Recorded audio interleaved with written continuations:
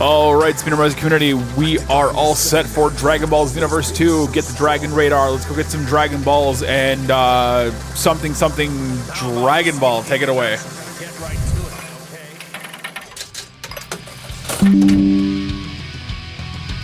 Alrighty then. Hello there everybody, I am IllegallySam. And I'm Rizgrestar, hello! Yeah.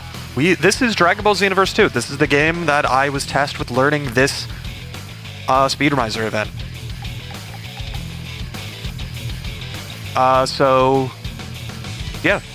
This game, it's a Dragon Ball game. It has people fighting each other, and a lot of it. So, if you've ever seen Dragon Ball, you probably have at least an idea of what you're going to be seeing here today. So I'm just going to get into the character creation. Time doesn't start until after the character gets created and everything, so I'm just going to start doing that while we talk about the game a little bit at the beginning here. So yeah, this is Dragon Ball Xenoverse 2, the sequel. The Xenoverse games have you, making a custom character, going through a bunch of scenes from throughout the Dragon Ball franchise and time travel-esque shenanigans. Yeah, because the general idea is that we're going to be seeing a lot of familiar scenes from the Dragon Ball anime, but something is off because there are bad people going through time and changing up history. So we, the main character, as a time patroller, it's our job to go and right those wrongs. Let's go with let's just scroll down the list, pick a random voice. All right, we're going with voice 9. That won't matter, but all right. So yeah, time will start after I clear like a whole bunch of cutscenes and dialogues and stuff, so I will call that out in just a little bit. Also, get used to that little loading icon in the bottom right there. You're going to be seeing it a lot. A lot of transitions. Yeah, because all of the cutscenes have to load. You got to load in between all the fights, go back to the hub area, all that stuff. But yeah, this is going to be a new game, any % run using specifically the Saiyan race. This game does have 5 different races, and all of them have different new game runs because there is a race-specific part of the campaign that we'll go into a bit more detail later on, but basically the gist is all of the races have specific stuff that they need to do, and therefore they're all very different runs to an extent. Mm-hmm. Right, yeah, and a New Game Plus run doesn't matter nearly as much which race you pick, as long as you're comfortable fighting as that race. But New Game, just with, those specific requirements, it does matter. All right, so time will start when I clear this text box and start moving. So let's get going in 3, 2, 1, let's go. All right. So I'm sure this is the riveting Dragon Ball gameplay you were expecting right off the bat here, running around a hub area and talking to people. Yeah, this is the Xenoverse special. Running around the hub area, having to talk to people before you can actually get into the fights. Mm-hmm. Because I imagine a lot of people are familiar with games like Dragon Ball Budokai, things like that, where it's more of a traditional fighting game. And there's definitely lots of fighting in this, but it is an arena fighter, I believe. A 3D arena fighter is how people classify it. So first we have these hub sections where it is a little bit more RPG-y. And then we get into the missions and the fights themselves. Yeah. And the RPG parts are not going to go away because I do have levels, and those do matter. And I will level up as the run goes on. Not only that, but how you built your character plays a part in that, huh? Yes. Yeah, because there's attribute points. The races all have specific stats. The specific builds for the characters have aspects to that as well. Those parts of it aren't like super substantial, but it's like small percentage type stuff. Yeah, like whether you pick to play as a really tall or a really short character, a really thin or really bulky character, it impacts your movement speed and your health and your ki strength and your physical strength. All right, but now we're finally getting into the first fight, and in true Dragon Ball Z fashion, we gotta go fight Raditz. How could you start any other way? Besides, the original Dragon Ball. No matter how much trash there is, it's still trash! Can I get your help? Alright. But yeah, now as we get into the fights, you're going to be seeing the meat and potatoes of my specific fighting strategy. It's a fighting game. I'm sure there's more optimal ways to fight these enemies, but I'm doing things in a specific way because it's what I'm used to and it's what I'm good at doing at a reasonable speed.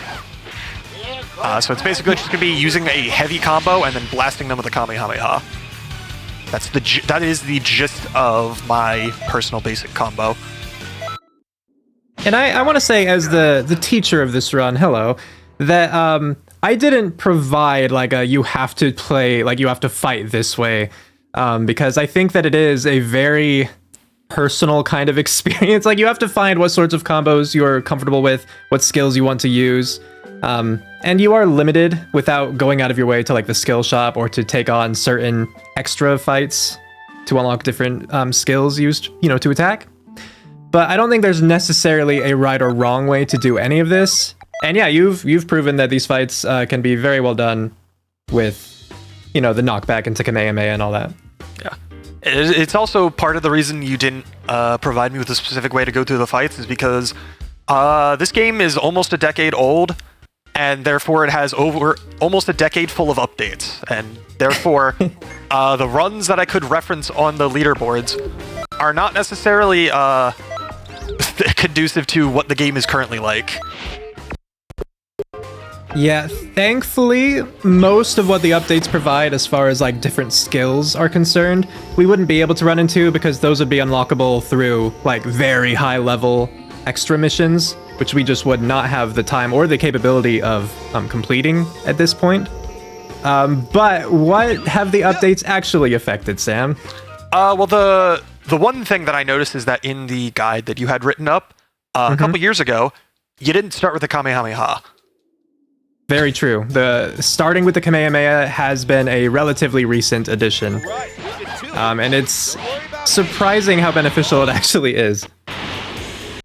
Yamcha just decided to keep falling for some reason. I like to think dramatic effect. Yeah, this is the fight where you get the skill Fake Death from Yamcha, by the way. Well, that doesn't sound very useful. Why are you doing this fight? You'll know later. Okay, are we keeping a secret? Gotcha. No, we're not. We're not keeping a secret. The reason why we have to do one fight right now, it doesn't actually matter who we fight. We have to specifically just do one fight. But the reason we do Yamcha specifically is, you see I got that resource at the end of that fight called a TP medal. I got 1 TP medal for that fight, and I need exactly 1 extra TP medal. Because there is a spot in the story where you're required to have 15 of them, and I will get 4 additional TP medals through stuff required for the story, and then I'll get an additional 10 TP medals from a special mission that Yamcha can randomly give you after every single mission from here on out for the rest of the game. That's right, but to unlock the possibility for that mission to appear at all, you had to at least talk to Yamcha. To sell. Alright, so I'm selling some stuff that I picked up for a very special reason. Because this here is Tosak. I mentioned the RPG mechanics. Tosak here is kind of the reason why those RPG mechanics don't matter that much for the beginning, because we could just pay him money and he gives us levels. He was not always in the game. That too. I think he came about once they updated it to raise the maximum level cap. And I guess people, probably had some reasonable complaints about how long it was taking to get back up to cap on, new characters. But he is pretty important to this run. Because that is not the last time we'll be talking to him.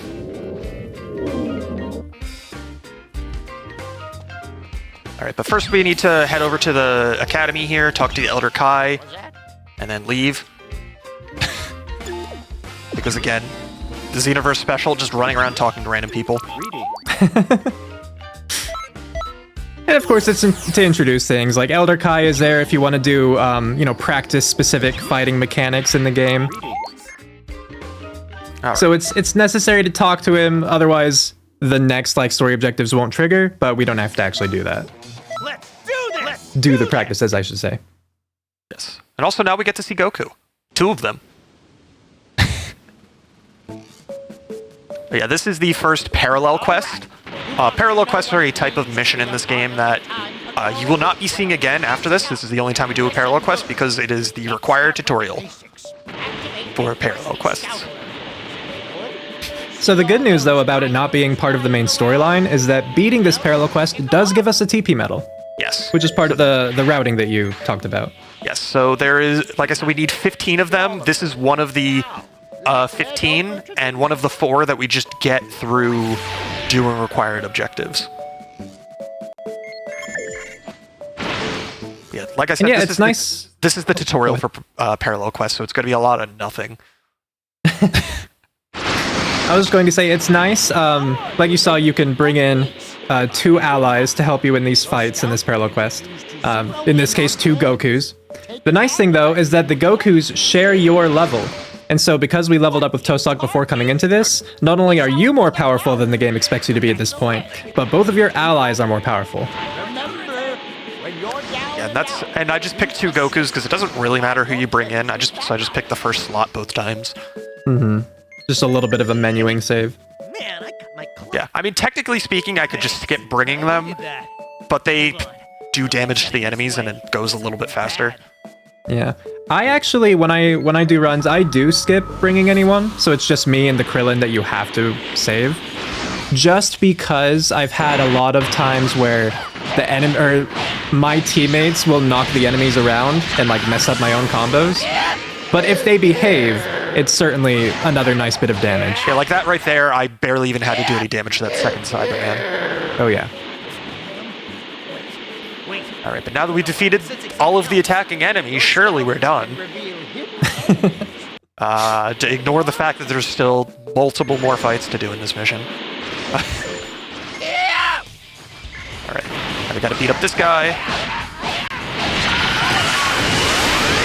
Alright, cool. They launched some blasts that helped. Yeah, I found that when you use a super attack, your allies are also inclined to use a super attack if they have the available key. Alright, now I need to beat some default time patrollers. This is actually the part of the fight where having the Gokus helps the most. Yeah, opinion. Splits up the attention. And the time patrollers you fight here are random, and since different races do have different, just like inherent abilities or like statistics to them, it does kind of matter who you get. And you started with a male Majin, which at full stamina, I believe, actually has quite a defensive boost. So it's a little thing like that that can kind of be unlucky.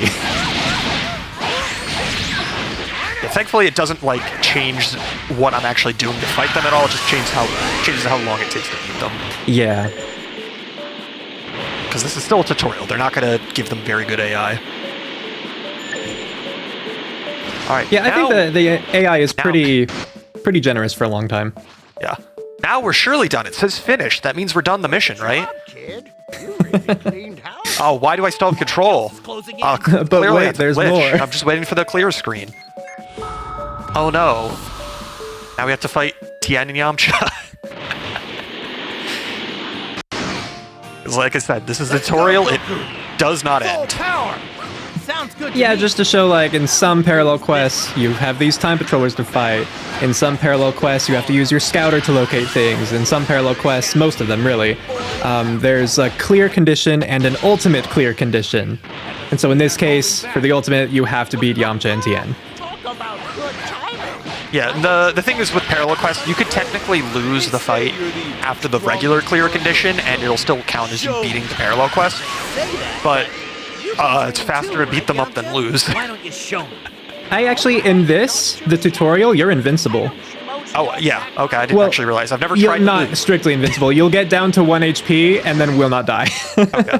But like for a lot of the other parallel quests, it's like if you were trying to like speedrun the parallel quests, it's like some of them... Oh, absolutely, yeah. It might be faster to try and die quickly, but a lot of them it's just faster to beat up one extra person than it is for waiting for them to try and lower your entire health bar. No, there's one skill, Holstein Shock, I believe, or Holstein Shock. Ginyu's, right? Where he like stabs himself in order to weaken his body before doing body change. That can actually be a very valuable skill in parallel quest speedruns. Because yeah, you can prime yourself to die. So you don't have to wait for the ultimate condition. Alright. And I talked to that random extra person specifically just because as the game continues, it wants to teach you about all of the different things that the game has. And as a result of that, it'll kick you out of the area where you do all your missions to give you, oh, hey, here's the tutorial for playing multiplayer. Here's the tutorial for cross versus. But if you just go out of your way to talk to them on their own before it gives you those tutorials, then you don't have to worry about it. Yeah, so it either pulls you out of a time where you don't want to be there, or you do it while it's convenient for you. Yeah, so since I was right next to the cross versus guy there, I just talk to him now and I don't have to worry about it. Yeah. And I'll talk to the multiplayer person later when it kicks me out for something else.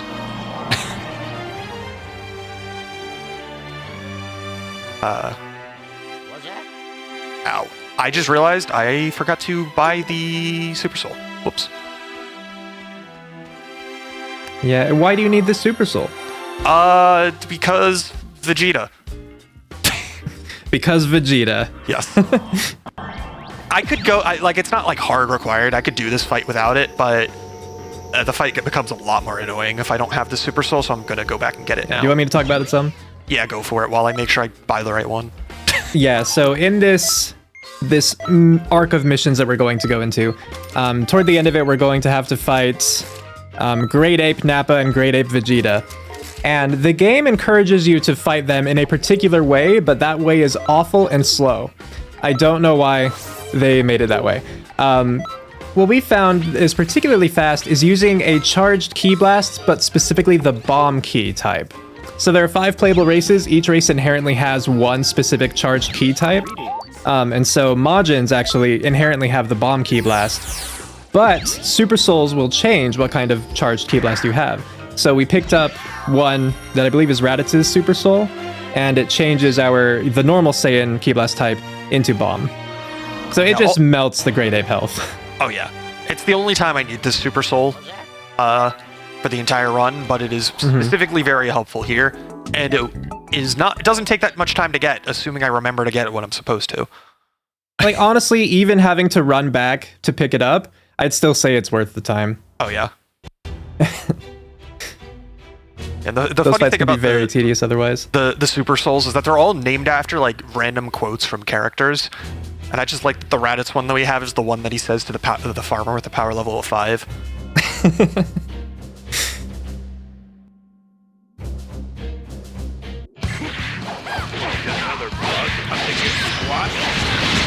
All right. Do you want to talk about special stuff going on with these first 2 fights going on here? Yeah, so unfortunately, most of the fights in this game are, as Sam puts it, auto-scrollers, where you have to wait for the dialogue to reach a certain point, either for the mission to just end or for a character to become vulnerable again. But there are a few missions, this one included, where if you can get the enemy's health down to a certain threshold by a certain point in the dialogue, you'll actually be able to skip ahead in the dialogue. So for this one, we had to get Nappa down to half health before Yamcha finished saying, "Who cares who it is?" Blah, blah, blah. And so the next fight will also have one of those instances. You could see that this one has it. I believe you got it. Yeah. It ends with Gohan saying, "Look at those eyes, they're bright red." Gohan starts to say something else. Oh, sorry. I realized what I'm watching is a little bit behind. And then it gets abruptly cut off. So he got the time save on this one. We'll see if he can do it against Turles. The next one is a little harder. Yeah. Hey, I'm in a hurry. Stay out of my way.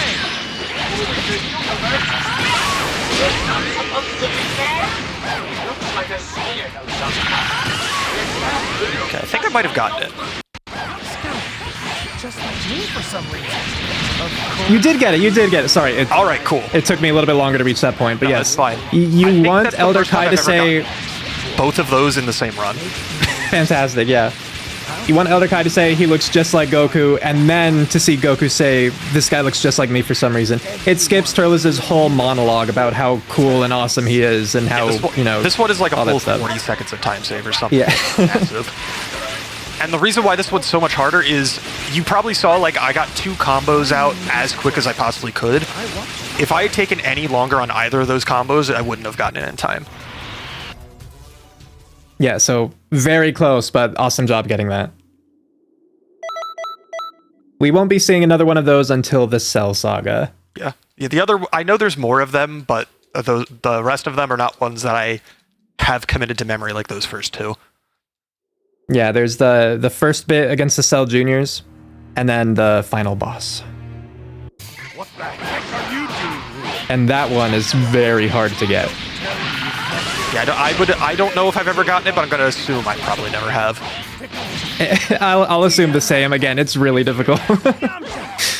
Because when you reach that point, the AI is so much better at the game that it's hard to maintain control and deal that much damage in such a small amount of time. Going to let you get away with it. So perfectly understandable. Where are Goku and Vegeta? There they are. Nappa, hurry up and beat it. This is one of the few issues with like having partner characters in these fights is that sometimes the way you fight the enemies just you end up completely across the map from where they are. So after you defeat the first one, you just have to fly around and find the other ones. And they happen to fight in a particular spot where you can't just spam like the target button to lock onto Vegeta because he's behind the obstacles. Yeah. Like On the top of that, terrain. if they're too far away, it doesn't matter if you have a clear line of sight. Because it doesn't lock onto them. Alright, but now that we've beaten up Nappa and Vegeta, clearly we've defeated them. Nothing else will happen. Have you never watched the anime? Yeah, you're right. Gohan turns into a great ape now. We don't talk about that. Right, but yeah, this is where the bomb key comes in handy because you can see it just absolutely shreds their stamina bar. Oh, Yeah, how the Great Apes work, you have to get through that purple bar at the bottom first, and then as that's recharging, the Great Ape's actually vulnerable. So the Knocked away faster by we can get Vegeta, down so their that was actually health. a little sketchy. They got close.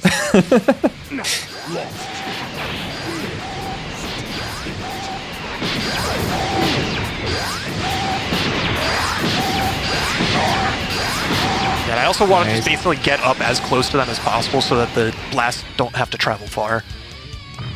Yeah, because you can only start charging the next one once the first one has detonated. But I don't want to get too close while they still have stamina because they can hit me.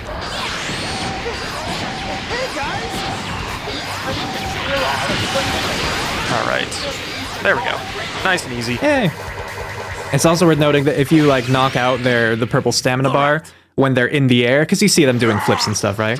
They'll fall and their energy will keep going up, but they'll be invulnerable as they like get back up to their feet, and it wastes you several seconds. Yeah, it's really annoying when stuff like that Yeah, happens. oh yeah. Thankfully, outside of like the second half of Vegeta's health bar, you still have enough time to do enough damage before they recharge. Have you had instances where your allies will grab the tail? Yes, How annoying is that? very. It doesn't do nearly as much damage as it should, and while the tail's being grabbed and they go through that whole animation, they're invulnerable. Yep. It's also happened during expert missions, which is significantly worse. Yeah. All right. Also, this game has like a whole story going on. You're not going to see much of it because I'm skipping all. Yeah, the again, bad guys content. messing with time, so, canon events being changed somewhat. We're going through and stopping that. Yeah, like 80% of the fights are basically just, here's an event from the anime. Oh no, movie villain number 4 shows up. Yeah, or ordinary fight. Oh, but now they're glowing purple. Yes. It's like, oh, instead of Frieza, now it's Frieza and cooler. Yeah. Oh, you want to fight Boo? Sorry, Broly's here now. Don't ask why, he's just here.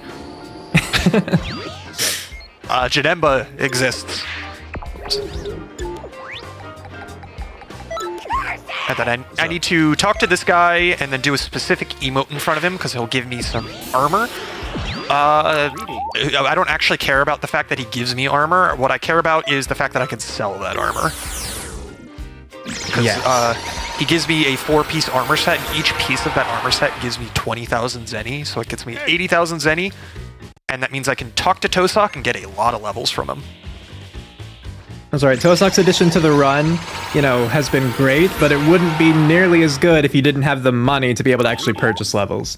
So finding those NPCs to consistently give you like good sets of clothing you could sell, makes it all work.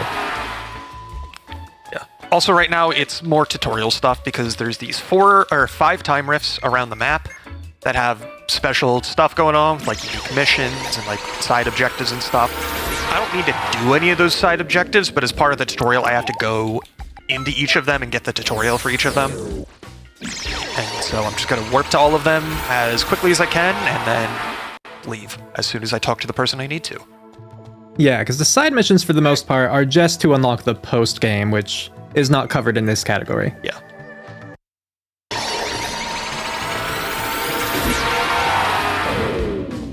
Though we will be seeing these rifts again. Yes, one time, and approximately... I actually don't remember how... Well, and I guess just one rift, really. Yeah. And unfortunately, you have to actually manually mash through all of this dialogue. There's no... Yeah, just, alternate fast between A way and B. Skip it all. Alright, and I do stop at Capsule Corp as the last one here. Specifically just because it's the one that's closest to where I need to go next. And so I can just, like, teleport here. And then after I'm done talking to everybody, I can just jump off the side and fall to where I'm going. Yeah, very convenient placement. Alright, so now that I have a ton of money, let's go ahead and, well, sell my stuff. Now I have a ton of money. You have the potential for money. Yes. Now I also want to get another Super Soul. This one is for a different reason than the last one. This is because one of the effects of the Super Soul is it gives you a limit burst, where if you hold in the right stick, it'll activate and give you some sort of benefit that's specific to the Super Soul. The one that we bought, the effect that it gives you is it gives you a damage boost and auto-regenerates your key. So while the limit burst is active, I'll do 60% extra damage, and that'll make certain fights go a lot faster if I use it at a good time. Yeah, which of course is, can be easier said than done, as you've experienced. Yes, because sometimes you'll use it, and then the enemy gets you in a combo, and then you run out of stamina, and then you're stuck in a combo for 20 seconds, and then it runs out, and you don't get any hits off. Yep. Sad reality. Yep. But as long as you can get like a couple hits off on it, it's still more worth using it than not, because 60% is a pretty substantial increase in damage. And worst case, even if you do use it and then immediately get ganged up on, at least you do have that auto key regeneration. Yeah. That helps prepare you just for the fight afterward. Yeah, and since you recover your key as part of your basic combo, that auto-regenerating key basically makes it so you don't have to worry about key for the rest of the fight.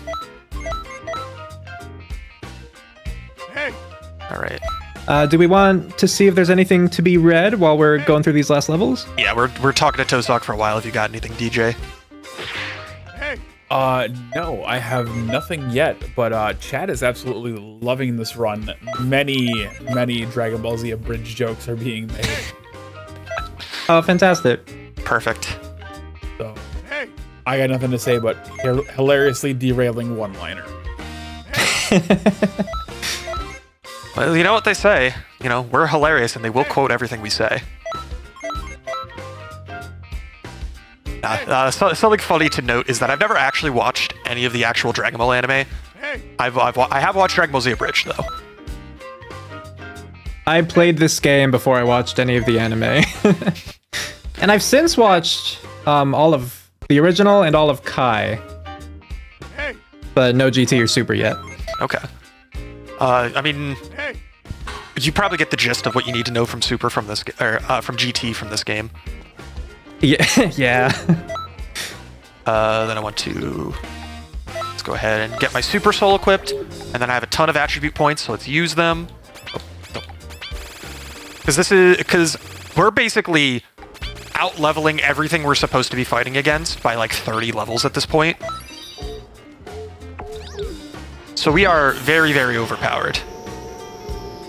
And you can see there with the stat distribution, we're not going to raise our max ki, our max stamina, our health. We're just going to focus on as much damage as we can do with our chosen playstyle. Exactly. And I mean, the thing is, though, we do actually level up enough by the end of the run where if I do raise my skill points at the last possible moment, I actually have 7 skill points left over because I have maxed out the basic attacks and key attacks. Mm-hmm. And it's also worth noting that just getting a level up, even if you don't spend any points, still does boost your stats all around. Yes. All right, but now we're moving on to the Namek Saga, which will have a lot more fights than the Saiyan Saga did. Yeah, and that should be our last detour for a good bit. Well, it will kick us out of the time nest a couple times, but we don't really have to do too much. We just have to head back. It's mostly just walking back up the stairs. Yep. Alright, but now we gotta fight Zarbon and Dodoria, and by fight Zarbon and Dodoria, I mean we fight Zarbon and Dodoria leaves. This is one of those fights where what I do doesn't really matter, because we have to wait for Dodoria to leave before we can actually continue doing damage to Zarbon. And then at that point, it's a matter of how quickly you can get Zarbon down to a certain threshold, but yeah, we see that auto-scroller element come into play. Yeah, the Namek Saga is, I think, the worst part of the entire game when it comes to the auto-scroller stuff. Because between this, the fight against Slug and Turles, between half of the Frieza fights. Yep.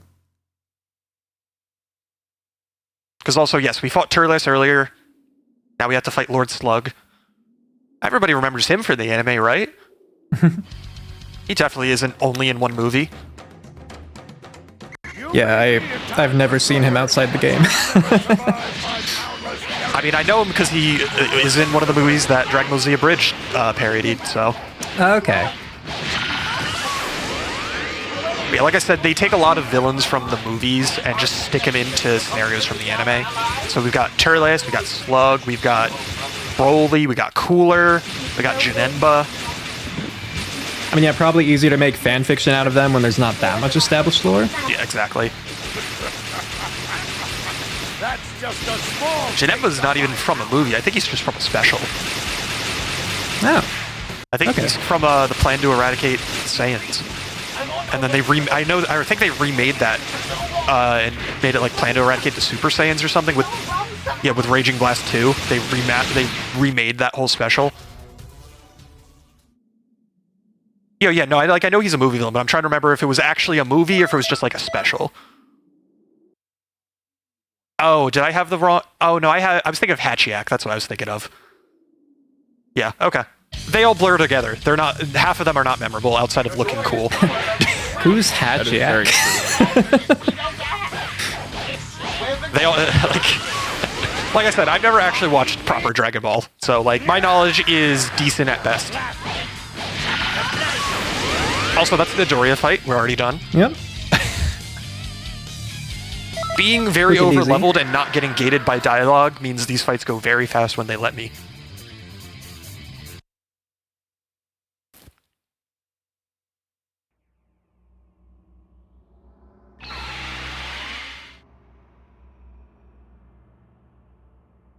Alright, but now there are like, after strings of missions, it automatically kicks you out of the time nest. And if it has more quote-unquote tutorial stuff to show you, it'll kick you fully out of the time nest and send you back to the city. And that's what's going to happen here.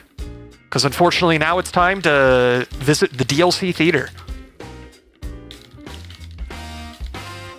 You'll know what I mean when it turns the camera. Because when I call this the DLC theater, I mean it literally plays trailers for the DLC for this game. I believe this was one of the things that we were originally able to avoid by playing in offline mode. But now they're like, hey, we figured out how to do it for everyone all the time. So there's still benefits to playing in offline mode. But yeah, all of the updates, they do change a decent bit of the routing now and then with adding new things that will pull you out of the time nest or new NPCs you need to talk to like make it so they don't pull you out, etc. Yep. Which means that we've like lost some cool tricks along the way. Though I think one of the update that I hate the most is the difficulty selection. At first there was just one difficulty for the whole story mode, and then they introduced easy difficulty. So now we have to select the difficulty at the beginning of every chunk of missions. Yep. And I am playing on normal, just to specify, because that's the default. Mm-hmm. You have to manually switch to easy mode if you wanted to do easy mode. And if you get to a certain, like if you're over-leveled enough, you'll have to pay TP medals to play in easy mode. Which makes it even worse. Yeah. Alright, but now it's time for the Ginyu Force.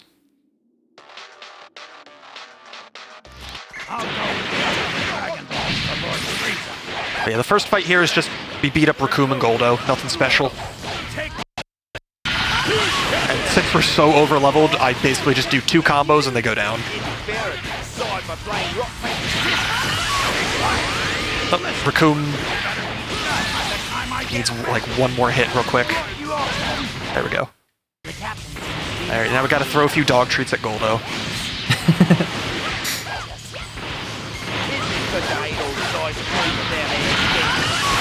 Alright. 1 more dog treat and he should be down. There we go. I also really like the physics of defeating enemies sometimes where it locks the camera and you just see their body flop down onto the ground in front of you.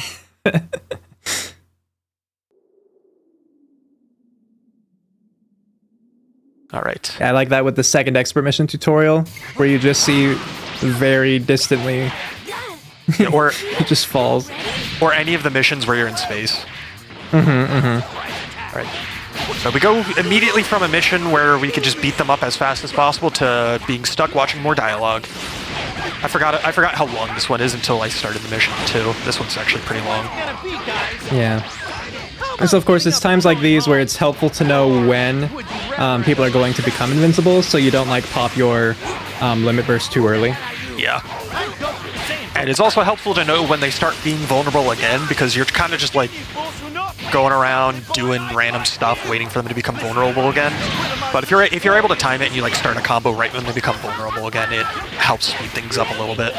Absolutely, yeah. Because in this case, once they can take damage again, you just need to beat one of them, either Jace or Birder, and then it moves on. Well, it's not even just that. It's you have to damage one of them, and then they get their health back, and then you defeat one of them. Because it's not just enough to defeat one of them. Do you mind giving me a hand with one more thing? Thank you! Alright. Wait a minute. There we go. Did enough damage to Jace. So now they turn purple.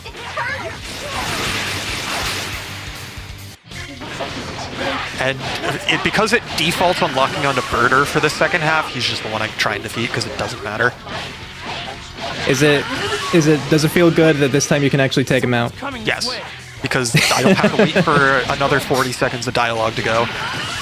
And seeing the KO is refreshing. Yep. I don't have to fight Jace there, it's just I'm waiting for the last little bit of dialogue to go through. So might as well beat him up a little. And if you wanted some more waiting for dialogue to finish, it's time for the Ginyu fights. This is another instance of only being able to do some damage until the dialogue triggers. And not even the worst of it. Oh yeah, no. This is probably the second worst fight in this section of the game. As far as waiting for the dialogue to happen. The worst is definitely Slug and Turles later, but basically we just beat up Jace for a little while until the dialogue happens, and then we can beat Jace, and then we gotta wait for more dialogue to happen, and then we can damage Ginyu. Because Ginyu is invincible, like you can't defeat Ginyu until you defeat Jace, and then he has like a specific line of dialogue after you defeat Jace, but because there's other dialogue going on first, you have to wait for that to finish before he says the Jace line. And we have this whole scene transition first. Yeah, exactly. It's like first we have to wait for Trunks to show up because I said we're fighting Ginyu. We're actually fighting Trunks in Ginyu's body. Or sorry, I said that backwards. Ginyu in Trunks' body.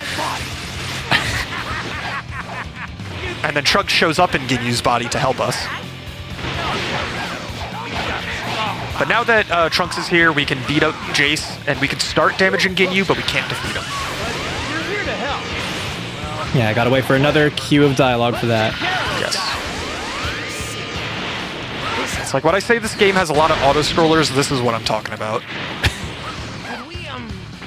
Because I do still think it's really funny to say that a fighting game has auto-scrollers, but it's pretty accurate.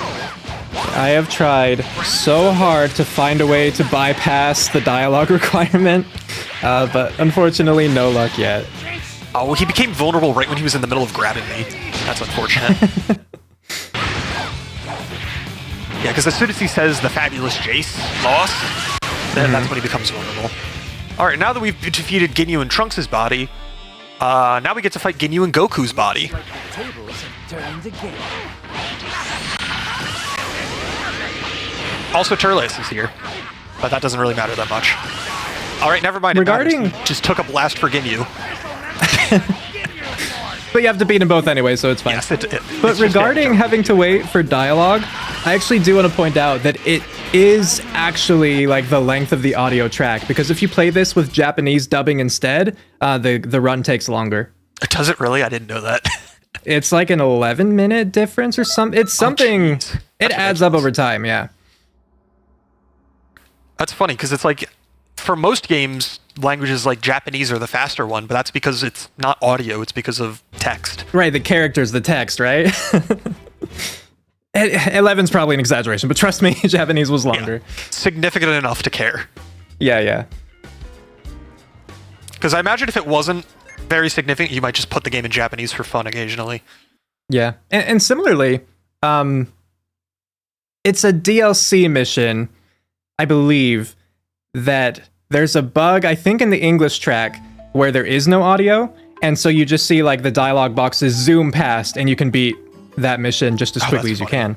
But if you turn it to Japanese, then it actually plays out like a normal mission. That's funny.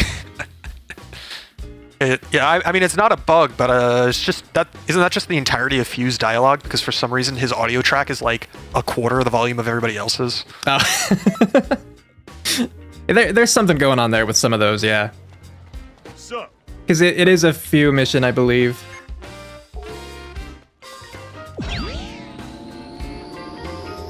All Good, right. so now multiplayer modes, man, will not pull you out. Yes. And while I'm here, I'm going to buy a skill for later. And I would buy some healing items now, but I will have more money later, so I'll do it later. Because you don't we need used to buy... talk to the stylist too. Yeah, I don't have to talk to the stylist. Yeah, thank goodness. Yeah. Because I remember seeing in the guide that used to be a thing.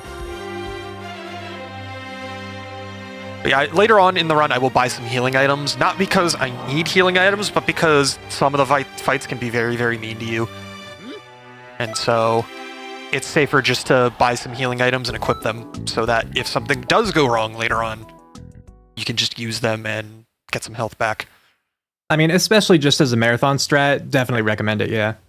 Yeah, because it has saved my butt more than once. Alright, but now we're into the part of the arc that people care about, Frieza. And in true Dragon Ball Xenoverse 2 fashion, the first mission is entirely going to be dictated by how long his dialogue takes, and by that I mean it's an auto-scroller.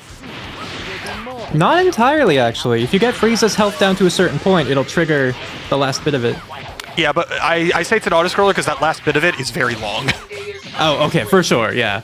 But the sooner you get him to say that, at least we can get it going. You know, like in the Kid Buu fight. There we go. This will be your final warning. That's when you know. From now on, you're just stuck waiting for him to stop waxing on about how we're not telling him where the Dragon Balls are, or how to activate them, I mean. And if Nail gets KO'd, you do lose this mission, have to redo it. I don't think it's ever happened to me in a run. Yeah. I didn't even know that was a fail condition, I'll be honest, because I never had to worry about it. I mean, we get Frieza down fast enough that I've left him alone to fight with Nail, and he just doesn't do enough damage to him in that last bit of time the dialogue takes. Yeah, because the only time that the AI really does a lot of damage to your partners is when it's, like, scripted. Yeah. Which will be relevant in approximately 2 missions. Yeah, isn't that a fun one? I mean, it sucks as part of the speedrun, but it's really funny.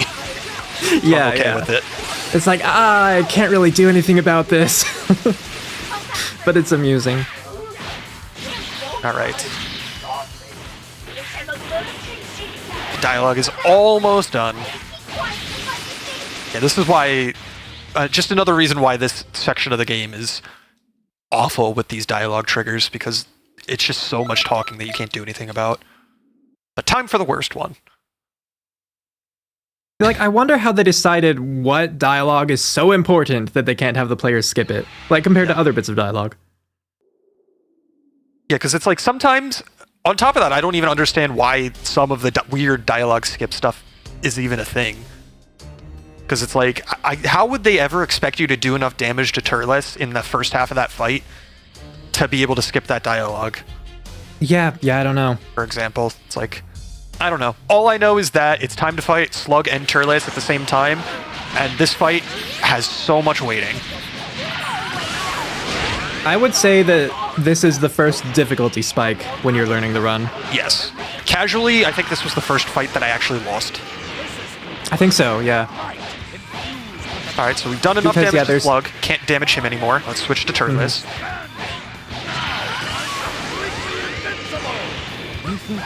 As you've seen, you can only do so much damage to each Turles and Slug before they become invincible, but then you just have to keep waiting until the next segment of the fight. And at that point, they're going to heal up to full, and you're going to be at whatever health, whatever key, whatever stamina you had at that point. And then on top of that, we get to get stuck waiting on another dialogue trigger because we have to wait for Trunks to show up. And if you lose at any point, it's back to the beginning of this phase. Yep. And while they're invincible, you are not. So you got to keep actually fighting them, not because you can do damage to them, but to stop them from damaging you. Technically, you can run away, and it's just a matter of whether they continue to focus on you. Sometimes I will run and they'll lose interest, and I just watch them both beat up Kid Gohan from the distance. Unfortunately, Gohan does leave before the dialogue ends, so that doesn't work the entire time. Yeah. And it doesn't really help either, but it's kind of amusing sometimes.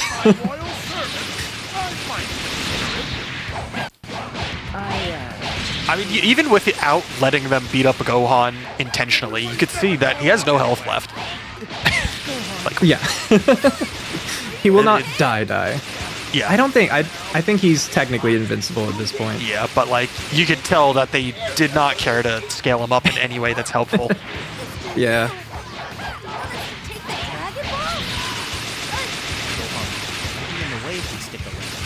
But yeah, we gotta wait for the dialogue to trigger where it's basically saying, hey, Gohan, get out of here.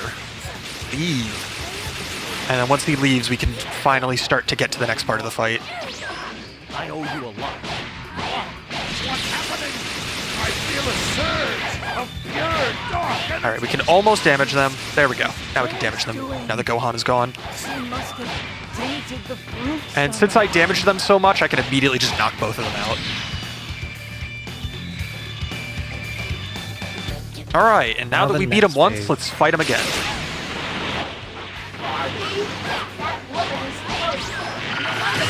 But you can see, yeah, your health is just where it was left off, so if you had gotten bullied a little bit more, this would be all the more difficult. Alright, I'll switch to Slug, because Turles is close to his limit for before Trunks shows up.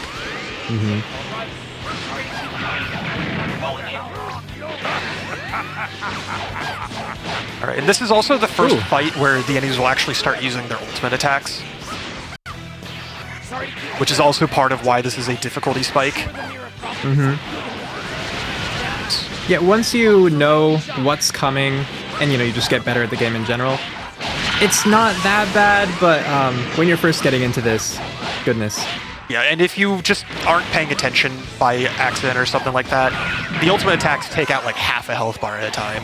And while I do have multiple health bars, that's a lot of health still. Yeah, it gets easier when you get more used to it, but that's not to say it's free by any means. Yeah. Yeah, it's like despite being so over-leveled, I have lost this fight in a run before. But yeah, Just because thankfully, I think in the run I died that one time, I think Turles used his ultimate literally the instant the fight started. Yep. And I got hit by it. And so like I started part 1 of that fight with like half of my health as a result. Goodness. Alright, but now it's time for the funniest mission in the game. There's Frieza. Frieza's way too strong. I don't think I can handle him. Vegeta, you got this, right? Yeah, Vegeta's got this. He's tough. Yeah, look. He's definitely not losing all of his health very, very quickly. Because everybody knows, everybody who's ever watched Dragon Ball, Vegeta Vegeta's the one that beats Frieza. He makes out of these fights completely unscathed. He wins. Because Vegeta's the legendary Super Saiyan. I made you a promise, remember? Do you ever watch these fights through the scouter? No, I've never actually done that.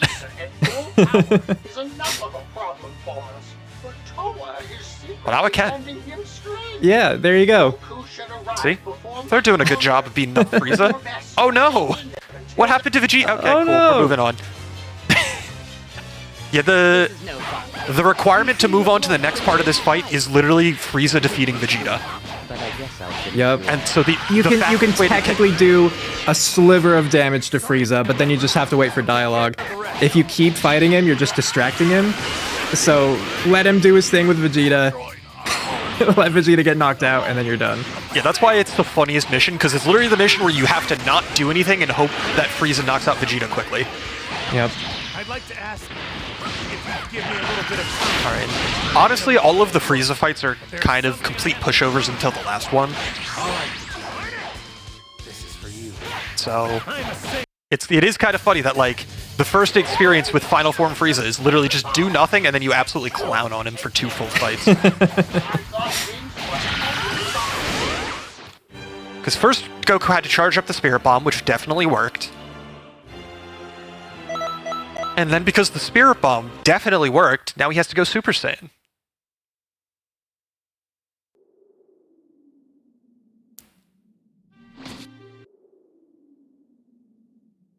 And I don't know about you, but the fight after this was what I considered the next difficulty spike, Oh, which yeah, I no, know that- is pretty shortly after the other. Yeah, it's like that fight is also difficult. I also died on that one casually. I died on that one, I think, like 3 or 4 times casually.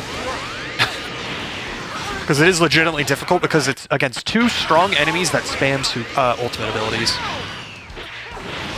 And I think just like the Frieza race in particular, they have a very quick moveset Yes. with like a lot of good like counters and combos and things like that. And they also have the- ultimate abilities that are actually good. Yeah, yeah. Because, yeah, I kind of alluded to it earlier, but now it's time to fight Frieza and Cooler at the same time. Preferably in less than 5 minutes. Because Namek's looking a little worse for wear. Did you know you could use your limit burst on both this section and the next one? I don't remember if I... Yeah, that little like load screen there, it like refreshes it. Because there's a lot of these fights where it's just like, the phases share everything, and other times, yeah, it like resets your limit burst. Yeah, it's one of those things you have to learn as you're going through it. Yeah, so for most of the time, I just Nice. don't bother using it until I know I'm on, like, the end of the fight, like the last phase of the fight, because I don't want to risk wasting it and then being stuck waiting, Yep. because I did too much damage too quickly. Alright, thankfully... Definitely if you're going like too auto... Man, he's ultimate happy. If you're going too autopilot, yeah, like I'll use it, and then they're immediately invincible, and it's like, oh, right. Yeah. Yeah, the nice thing about the ultimate abilities is that if the enemy uses an ultimate ability and you're quick on the draw, you can actually break through the ultimate ability, and it completely depletes their stamina when you do that. Mm-hmm. And when they don't have any stamina, they basically can't dodge any of your attacks or your combos, and so you just kind of have free reign to do a ton of damage. As long as you're not in space. Yeah, when they don't have stamina and they're falling all the way down to like the floor in space to speak, you know, because it's an arena, right? Yeah. It could take a while. Yeah, because part of the thing is if your stamina gets broken, you can't recover until you hit the ground. And if there's no ground, then it takes a while for them to hit it. But thankfully that's only relevant during a couple fights later. Yeah, David says this fight was so hard. Absolutely. Oh yeah. Like casually, yeah, the Frieza Cooler fight sucks. Yeah, because when you're first playing the game casually, you don't even know that you can break through those ultimates. Necessarily. Yeah, thankfully, like their ultimates are powerful and they do have a wide range and they have like some good homing, but they have a wind up. So as long as you're staying on top of it, yeah, you can cancel them out. Also, one of the things that it kicked me out of the time nest for is to give me these funny glasses, so I'm gonna put them on.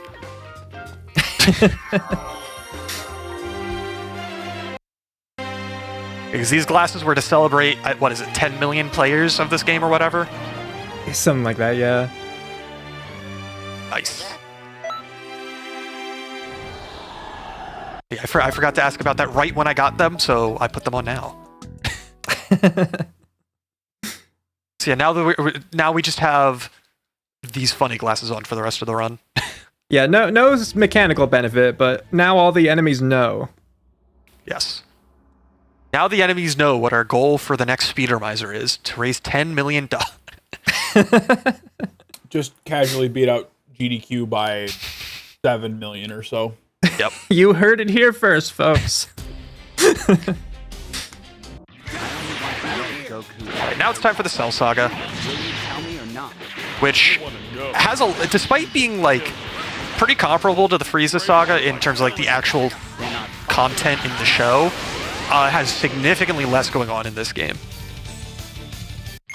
Oops. Yeah, I don't know if it was because they couldn't think of how to like properly implement it or what, but Yeah, 'cause they definitely played favorites. Androids 19 and 20 are just not in the game. We just start immediately with Cell showing up while fighting Android 17. It's funny, 16, 17, 18 are in this game, and then they added 13 in the DLC.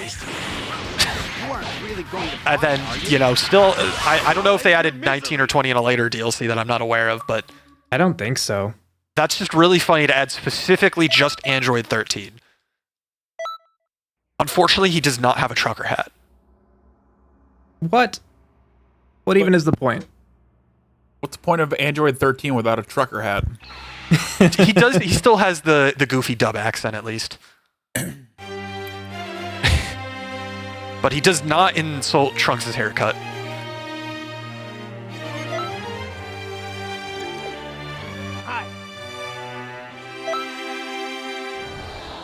And yeah, so every time we're brought back into the hub, we're waiting to see if Yamcha has his message for us. Yep. Yeah, because basically every time the game kicks me out of the missions, in a scripted sense, there's a chance for it to happen. And it basically just has to happen before the end of the Buu Saga. Mm-hmm. And if it doesn't happen by the end of the Buu Saga, then we figure it out. Yeah, if it doesn't happen by the end of the Buu Saga, that'll be your first time having to improvise it. Yep. Because I've so far gotten lucky, thankfully. Yeah. Yeah, also, they had so little actual Cell Saga stuff going on, they gotta pad it out with a Mira fight. Yeah, because Mira is one of the two main villains. There's Toa and there's Mira, and this is the first time we're actually fighting Mira. It will not be the last time. Which I want to say it was Dragon Ball Online. I don't know if anyone played that MMO, but I believe that was where Mira was first seen. Yeah, I think all of the demon race people were there. The source is looking it up. But in the he was a Dragon Ball little Wiki, baby. like a week ago. Yeah, Yu was a baby in Dragon Ball Online, and they made him an actual character. And then Super Dragon Ball Heroes also exists. Oh yeah, when are you gonna do that run? It's only like 8 hours. What, the card game? Yeah. The arcade card once. game only in Japan or Don't whatever? plan to do it again. Is there a version that's not in the arcades? Oh, the arcades are much faster, actually, if you wanted to do... Oh, yes, a version of the game? Yeah, it's Yes. on Steam. Okay. I didn't actually Super know Dragon Ball Heroes World Mission. These guys are incredibly strong. Alright, now we need to beat up a few Cell Juniors. The mission says 6, but it's actually 3 of them. And then we wait for dialogue, and then another 3 of them. And this With is an another instance where if we can beat it quickly enough, we'll skip a good chunk of dialogue. And it also has an extra special 4th Cell Junior that is just invincible while the dialogue happens. Also, you got the skip, yay. Nice. I Yeah, didn't. otherwise you would see the Cell Juniors be like, boo, ah! And we get to hear angsty teen Gohan, but we skipped all that. I think I've gotten that skip most runs then, because I don't actually remember that dialogue. I think it's the easiest to get, to the point where I'm not entirely sure the trigger.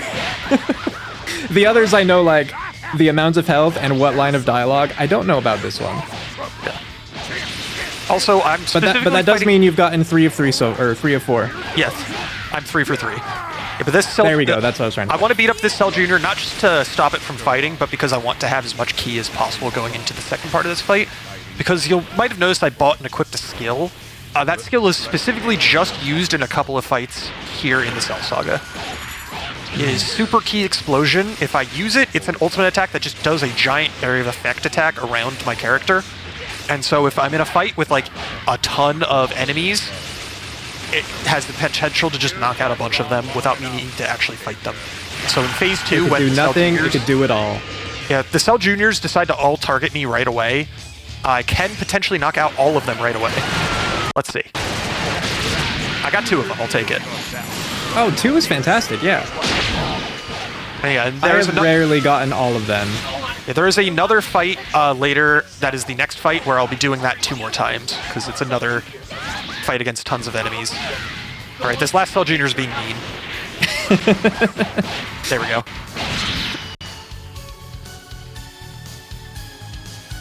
I mean, that to be was fair, you actually made 2 of his pretty siblings look like jokes. Oh yeah, no, that was pretty solid. I have no Yeah. complaints, really, outside of that last Cell Junior. Mm-hmm. Alright, now it's time for another movie villain. We have to beat 30 metal coolers.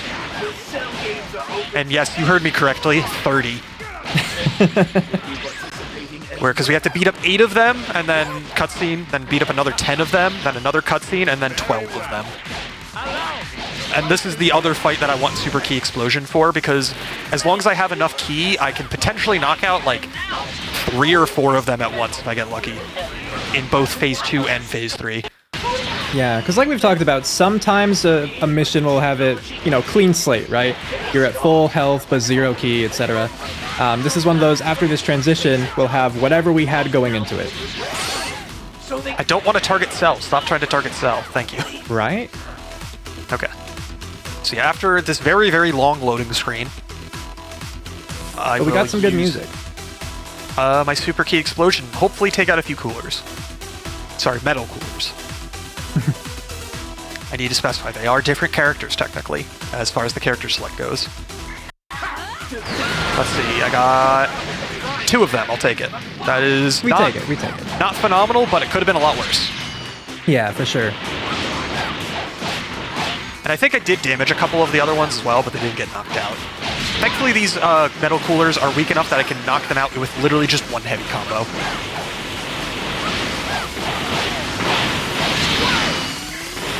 Assuming they don't run away from me or do some other Yeah, stuff. as long as they cooperate.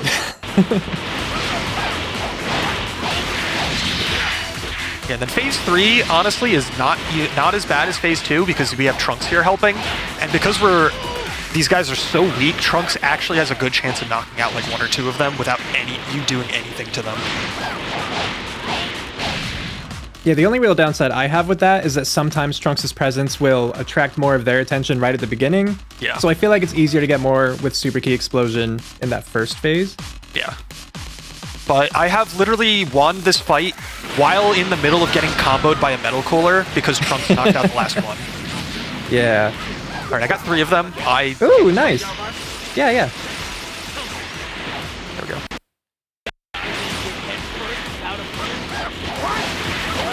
Oops. Okay, there we go. Yeah, this is where it seems like they're going to start being annoying with their AI.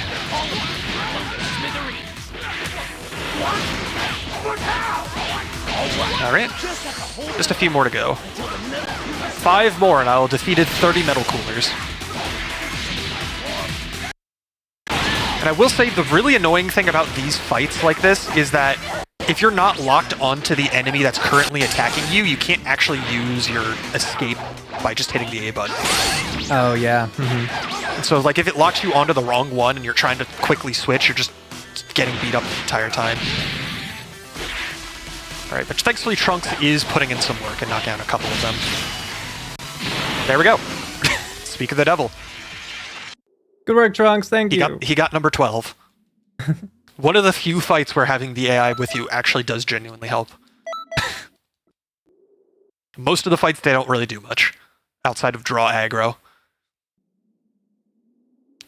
Alright, and now that we have defeated all of the filler, it's time to actually fight Cell.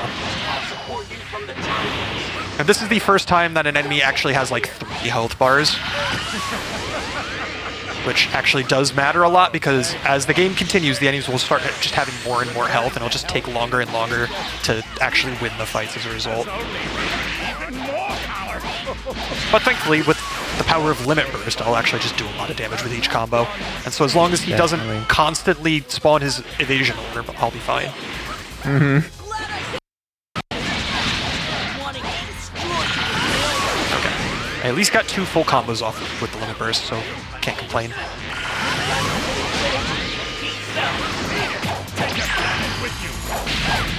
Alright.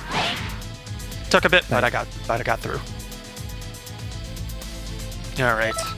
But we've defeated Cell. So we are moving on to the next set of fights. Assuming, unless Yamcha decides to be nice. I'm waiting for Yamcha. Because it can happen literally at any point. Usually it happens at really inconvenient times, but it can happen whenever.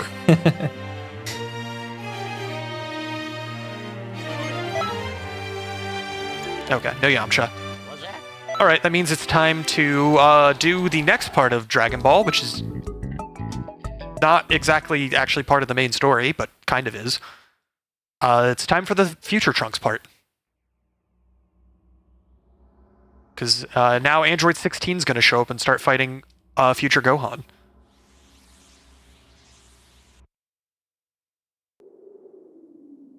If these fights are... They're not, like, literally free or anything, but they're not too interesting as far as things go, because they're not terribly difficult, and they don't have way too much dialogue either. Yeah, I've been bullied, but on rare occasion. Yeah, I've definitely lost time on these fights before, because the enemies just decide to be mean to me, but they're not, like... It's not a super common thing. Mm-hmm.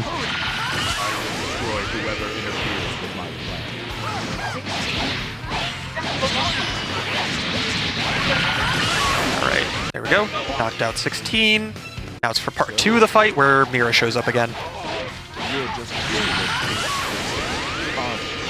And I don't actually want to use my Limit Burst right now, because despite Mira showing up, there is still a second part of the Mira fight. Because as you can see, I can't damage him anymore. Yep. Because we're in the Future Trunks timeline. That means we gotta have Time Patroller Trunks show up now.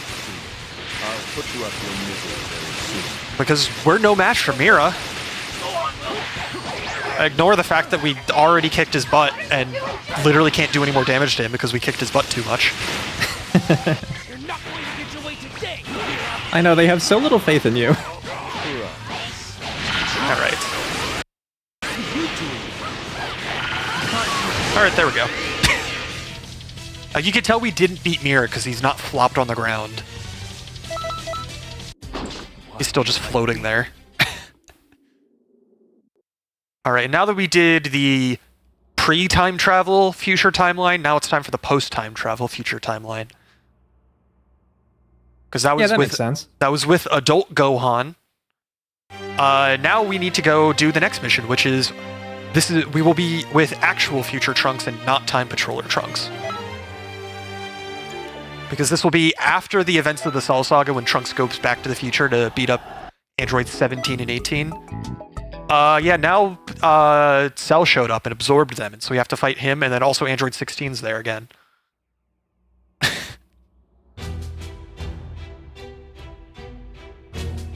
Yeah, a lot of these fights kind of just feel like the game designers took all their Dragon Ball action figures and threw a bunch of them together for the fights. Honestly, I feel like that's even more prominent in the first Xenoverse for those who played it. The ending is just like, yeah, the fan fiction arc. It really is. Alright.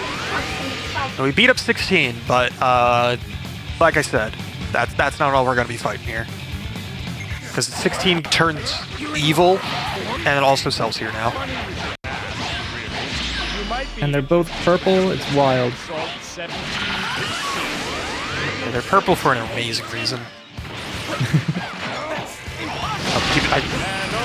That's the annoying thing is when they're using an ult, but they don't target you, it doesn't give you like the little pop-up.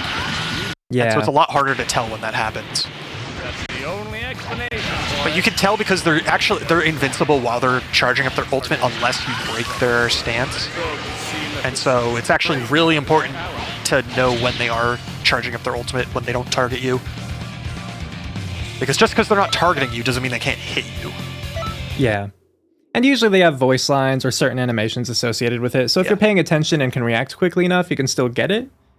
But yeah, you're missing that big warning of the banner crossing the corner of the screen. Yeah, and since this is a marathon showcase with me trying to do commentary, I'm not exactly paying super close attention to the specific lines of dialogue they're spitting out. Alright, Yamcha? No Yamcha. No Yamcha. Alright, now we have to conclude the future stuff, and by that, we just skip a couple cutscenes and we're done with that. Because this is like the only time it spits us out into the time nest, tells us to go talk to the Elder Kai, and then we just skip a couple cutscenes without any fights.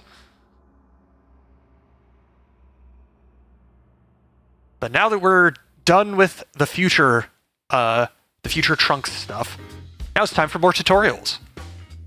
What, you thought we were done with tutorials despite the fact we're like an hour of the way into the run? You'd be wrong. Because now we have to learn about expert missions.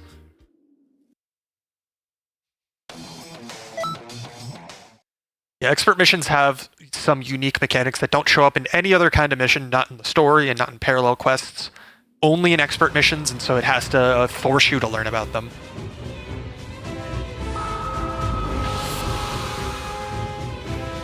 And also, these mechanics are really, really annoying when you're playing the game casually. I don't like them in the slightest. Because one of them is brainwash attacks, where the boss will just randomly target somebody on your team, try to brainwash them, and then they become an enemy if the brainwash goes through. If you're the one that gets brainwashed, you get sent to the brainwash dimension and have to go fight yourself to escape it. That's what it's teaching you right now. So we have to go fight Speedromizer ourselves. No, Speedromizer! Oh wait, this is evil Speedromizer. It's okay. The alternate reality where we listen to people about not doing the first event. It's the alternate reality where P5R was not run on day 0. The alternate reality where DJ says opposite no to disco. Alright, but now that we escaped from the brainwash dimension, now it has to send our allies to the brainwash dimension. And while you can stop them from going to the brainwash dimension by like breaking them out of it before it goes all the way through, it teaches us about that and then also what happens after they get brainwashed, and so we skip a tutorial if we just let them get brainwashed. Yeah, because they're going to be brainwashed regardless. Yeah. In normal expert missions, you don't want them to be brainwashed and you would want to break them out, but because of the tutorial, well, yeah, we just let them get brainwashed. It saves time. Yeah.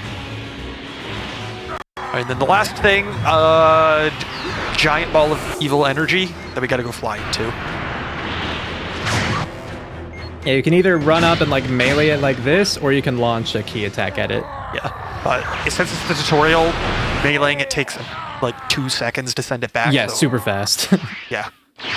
In actual later expert missions that you do casually, it takes a lot more effort to launch those back.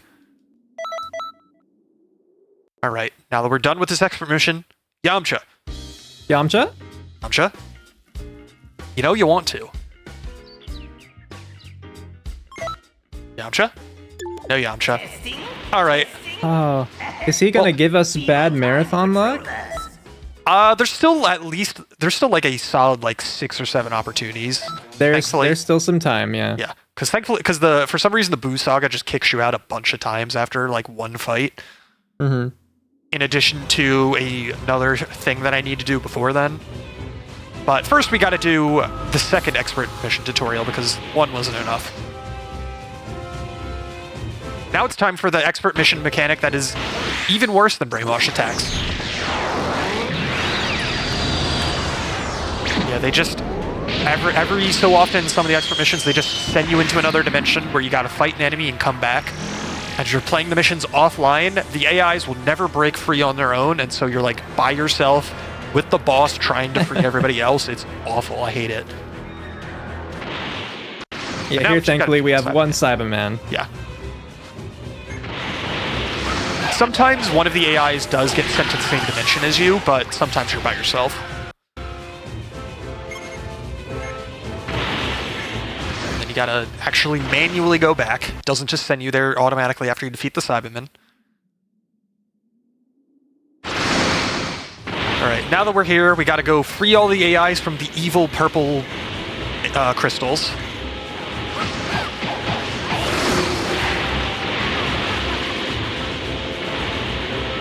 This is the reason why this is so annoying, is because the AIs will never break free online. If you were to do these missions online with real people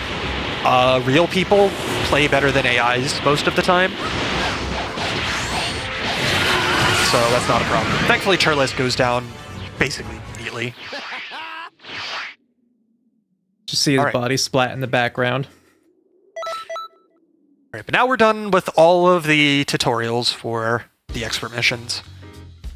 So we can go back to doing not tutorial stuff. Yep, just talk to Supreme Kai of Time to check it off the list, and then we can head back to the time nest. Yep. I'm glad you reminded me to do that, because I almost forgot. I have forgotten to do that in runs before. Alright. I'm going to take this opportunity to go buy my healing items, because I haven't actually done it yet. Because coming up soon is, in my opinion, the worst fight in the entire run.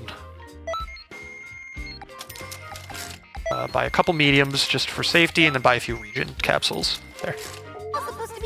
I think of note on how items in this game works is after you buy them, you first have to equip them, so they'll actually show up in the fights. You can equip them on each of the 4 buttons that you can use. And so while it's like he has 19 energy capsule S's, you can only use 1 energy capsule S per fight. They'll refresh for the next fight, then it'll be down to like 18, 17, right? Yeah. But that's why it's good to be able to buy an assortment of them, small, medium, large, so that you can have multiple fights, or multiple healing items per battle. Alright, now we gotta take another detour. I mentioned earlier how every race has like race-specific requirements for beating the game. That race-specific requirement is every race has a unique transformation. Obviously for Saiyan, which is what I'm playing as, is the Super Saiyan transformation. And those transformations are required in order to beat the story. There's literally a check at one point in the story where it's like, hey, do you have your race-specific transformation? No? Go do that. You can't continue the story without it. And so because of that, we gotta take a detour to go get Super Saiyan at some point. And since we're already outside of the time nest, we'll do it now, because in addition to having to fight Vegeta a couple times, the other requirement is you have to be level 40. And so in addition to all of those levels we bought from Toast earlier, since I played through a bunch of story missions, I got a bunch of levels from this, so I'm able to just go straight to the Super Saiyan fight after these Vegeta fights, because I'm already above level 40. But yeah, like I said, each of the races has a specific transformation, and the requirements for getting those transformations is different for each of them, which is why the runs are different. Yeah, Saiyan and Majin are the fastest, Earthling, Namekian, and then finally Frieza, just because there are so many extra fights you have to do for those last 2. Oh yeah. And it's not even just that you have to do a bunch of fights, it's that you could do one fight, the game's like, alright, good job, and then it doesn't give you the next one until you do another mission. Which makes the routing for those was fun. Yeah.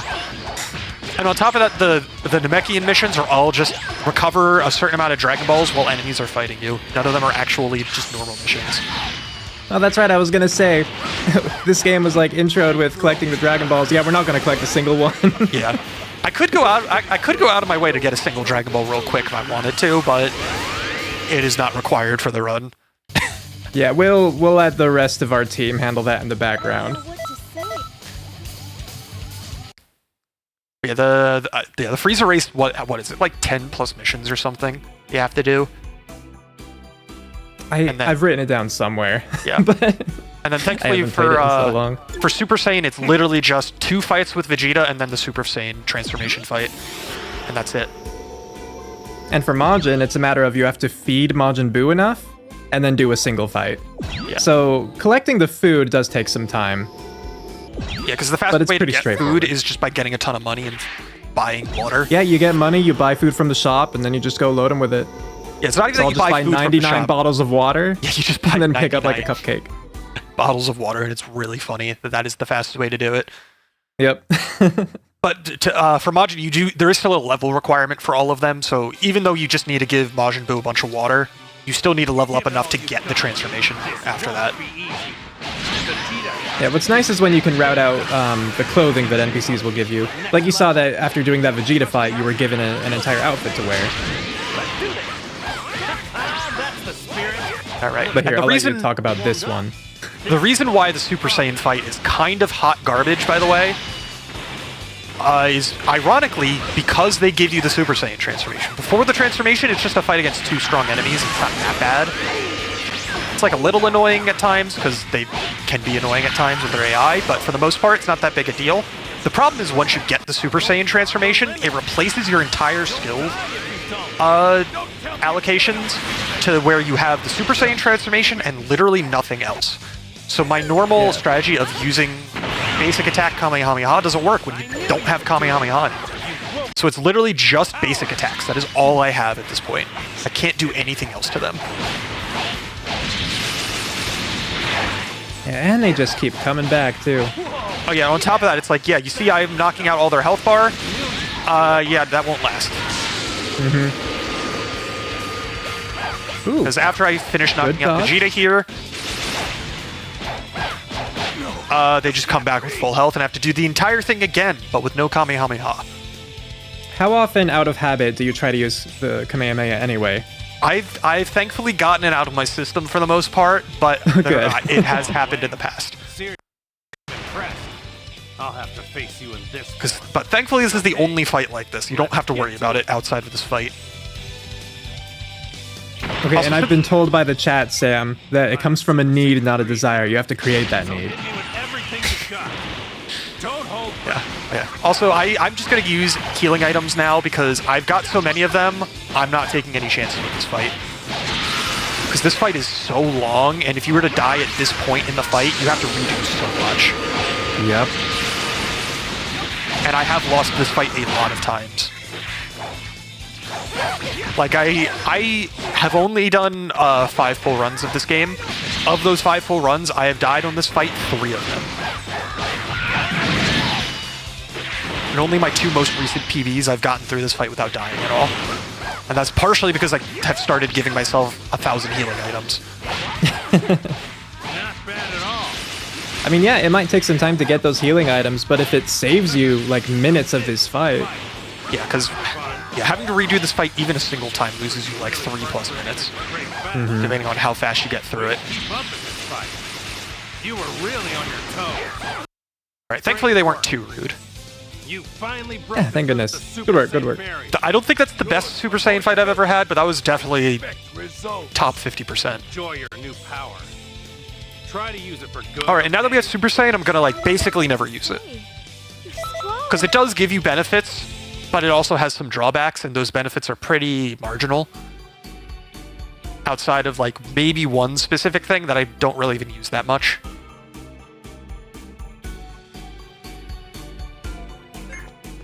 So I am still gonna equip it just in case I do need it. But ideally, I probably won't really need Super Saiyan at all. Yeah, that's fair. If you want to talk about those specific benefits, because you know them better than I do. So there are different levels of Super Saiyan, and it depends when you transform on how much ki you have. And so, like, some levels of Super Saiyan aren't even available until you unlock a certain, maximum amount of ki. So Super Saiyan, Super Saiyan 2, Super Saiyan 3, right? And they each have different benefits and detriments as far as how they'll boost your, like, physical damage or your ki blast damage, but they also affect your ki regeneration rate. And I believe that was the biggest downside that you found to it, right? Yes, exactly. You just didn't want to worry about the ki as much. Yeah, because especially with Super Saiyan 3, you basically don't regenerate ki at all. It's it's such a small, like, massive downside. Is like you almost can't regenerate ki at that point. Yeah, one of the interesting things about the Super Saiyan transformation, though, in this game is that if you are transformed and you use a fully charged ki, like super ki move of some kind, or ki super, I should say, then you'll teleport to the enemy before unleashing it.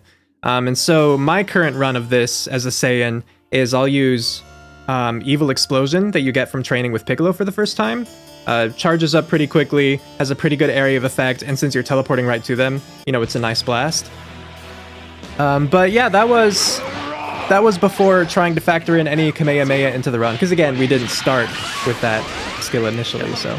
Yeah, and part of the issue with going for that is just because you teleport right next to them doesn't mean they can't dodge it. It just makes it a lot they can easier still to hit dodge, them. they can still block. Yeah, so if you spend the time to charge up an attack like that, and they still just block you immediately, it's just like, all right, what was the point of that? Yeah. I would have been better off just trying to hit them normally. Also, now Broly's here. Hello, Broly. Also, genuinely, I think one of the coolest parts of using like the whole partner mechanic is that we're fighting Broly so that Majin, Vegeta, and Goku can do their fight. And after the fight, we're just like, oh, hey, Majin Buu's awoken. And if you've seen the anime, that's the part where Vegeta like strikes Goku when he's not looking and knocks him out. And as part of that, it just automatically knocks out Goku to go with that. And I think that is probably the best use of that mechanic in the entire game. Yeah. There aren't a lot of instances where they really touch on that, but it was cool. Oh, I forgot about that. I wasted my limit burst, kind of, because it's still the A little timer still bit. runs You while got it's some hits powering in. up. Oh well, not that big a deal. But this Boo fight is not that bad, thankfully. Yeah.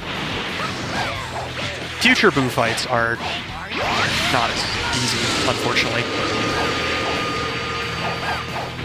Come on. He keeps flying away from me. Yeah.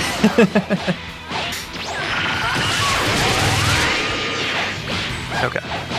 Couple more hits. There we go. Now it's just a matter of waiting, really. Oh yeah, is it? I always forget this is one of those fights. Because some of the fights, like, you need to get them basically down to defeating them, and the dialogue triggers, and then sometimes you can just defeat them, and so I forget which ones are which sometimes. Yeah, I don't think this is one where it's literally at the point where the dialogue starts, but with how long it takes from that point, like, you're surely gonna get him down far enough. Exactly. Alright, that is Majin Buu defeated. But as you know, there's still a lot more stuff left in this arc. Despite them cutting out a lot of stuff, because we just go straight to Buu Awakening. No World Tournament, no Dabura, none of that stuff. Not until the DLC. Alright, this is the second to last opportunity, Yamcha. Yeah, hey, if you could show up. Oh, Alright, there's one more chance because after this next set of fights is the TP medal check.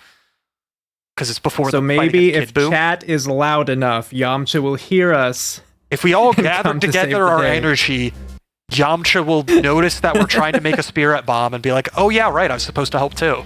I was like, this is the one time we want to see Yamcha. Please, Yamcha, we need you. Alright, but now we get a couple fights against Super Buu.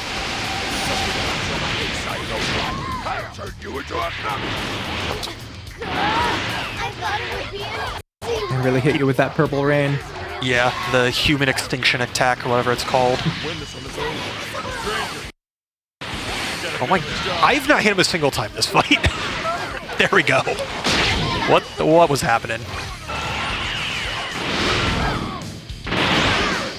Oh my god. I'm sorry. Oh my Kami. He's just not letting me hit him. Well, I guess at this point it's dead day. Okay, there we go.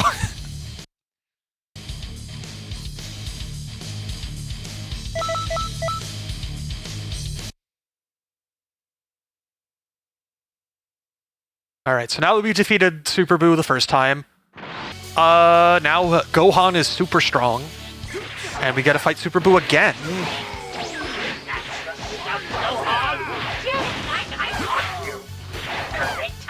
It's okay. I'm sure that whatever Gohan did to get that strong was earned, and it wasn't just given It'll to work. him. He'll defeat Boo like this, definitely. No. I've come to kill you. Okay. I also, remember Broly? Yeah, he's here now. Oh yeah, didn't you kill that guy? I mean, this is movie accurate. Where they killed Broly, like, there's 3 Broly movies for a reason. Even though the third one isn't actually Broly, I think. Because it's Bio Broly. Oh. But the first 2 are actually Broly.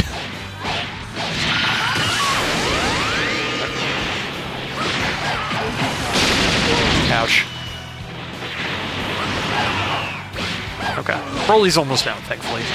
My limit burst kind of got wasted because Broly beat up on me for a little while, but that's fine. I'm still at the point where I'm like kind of out-leveling the enemies a little bit, so I'm definitely stronger than I would normally be at this point, which helps.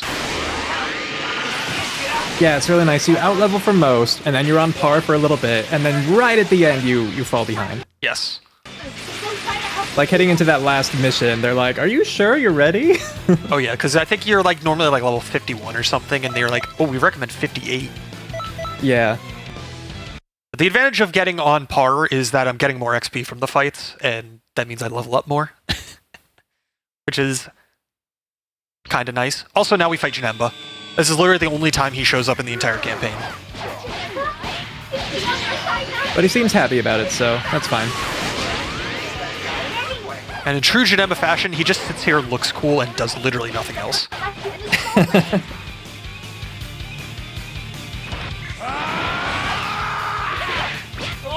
Also, Vegeta's here now, because we're in hell. Because the story thing here is like Vegeta's trying to come back to Earth after dying, and Janemba's here trying to stop him. Such a quick fight. Yeah, very inconsequential. Hey, Yamcha! It's your last chance. Otherwise, we're gonna have to stall and get extra TP medals that way.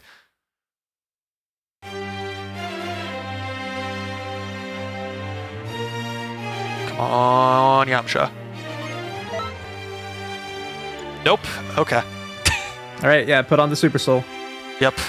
For reference, we said earlier, I have never done a full run of this game and had this happen. It's not like extremely uncommon, but I just have gotten lucky so far. Yeah, like I was surprised you went 5 full runs without having to worry about it. Because there are 2 things of bad luck that can happen with Yamcha. The first is that he just doesn't show up like Where's now. the expert mission again? I don't actually remember. Just straight down the stairs. Or across the way. Oh, yeah. Sorry, okay.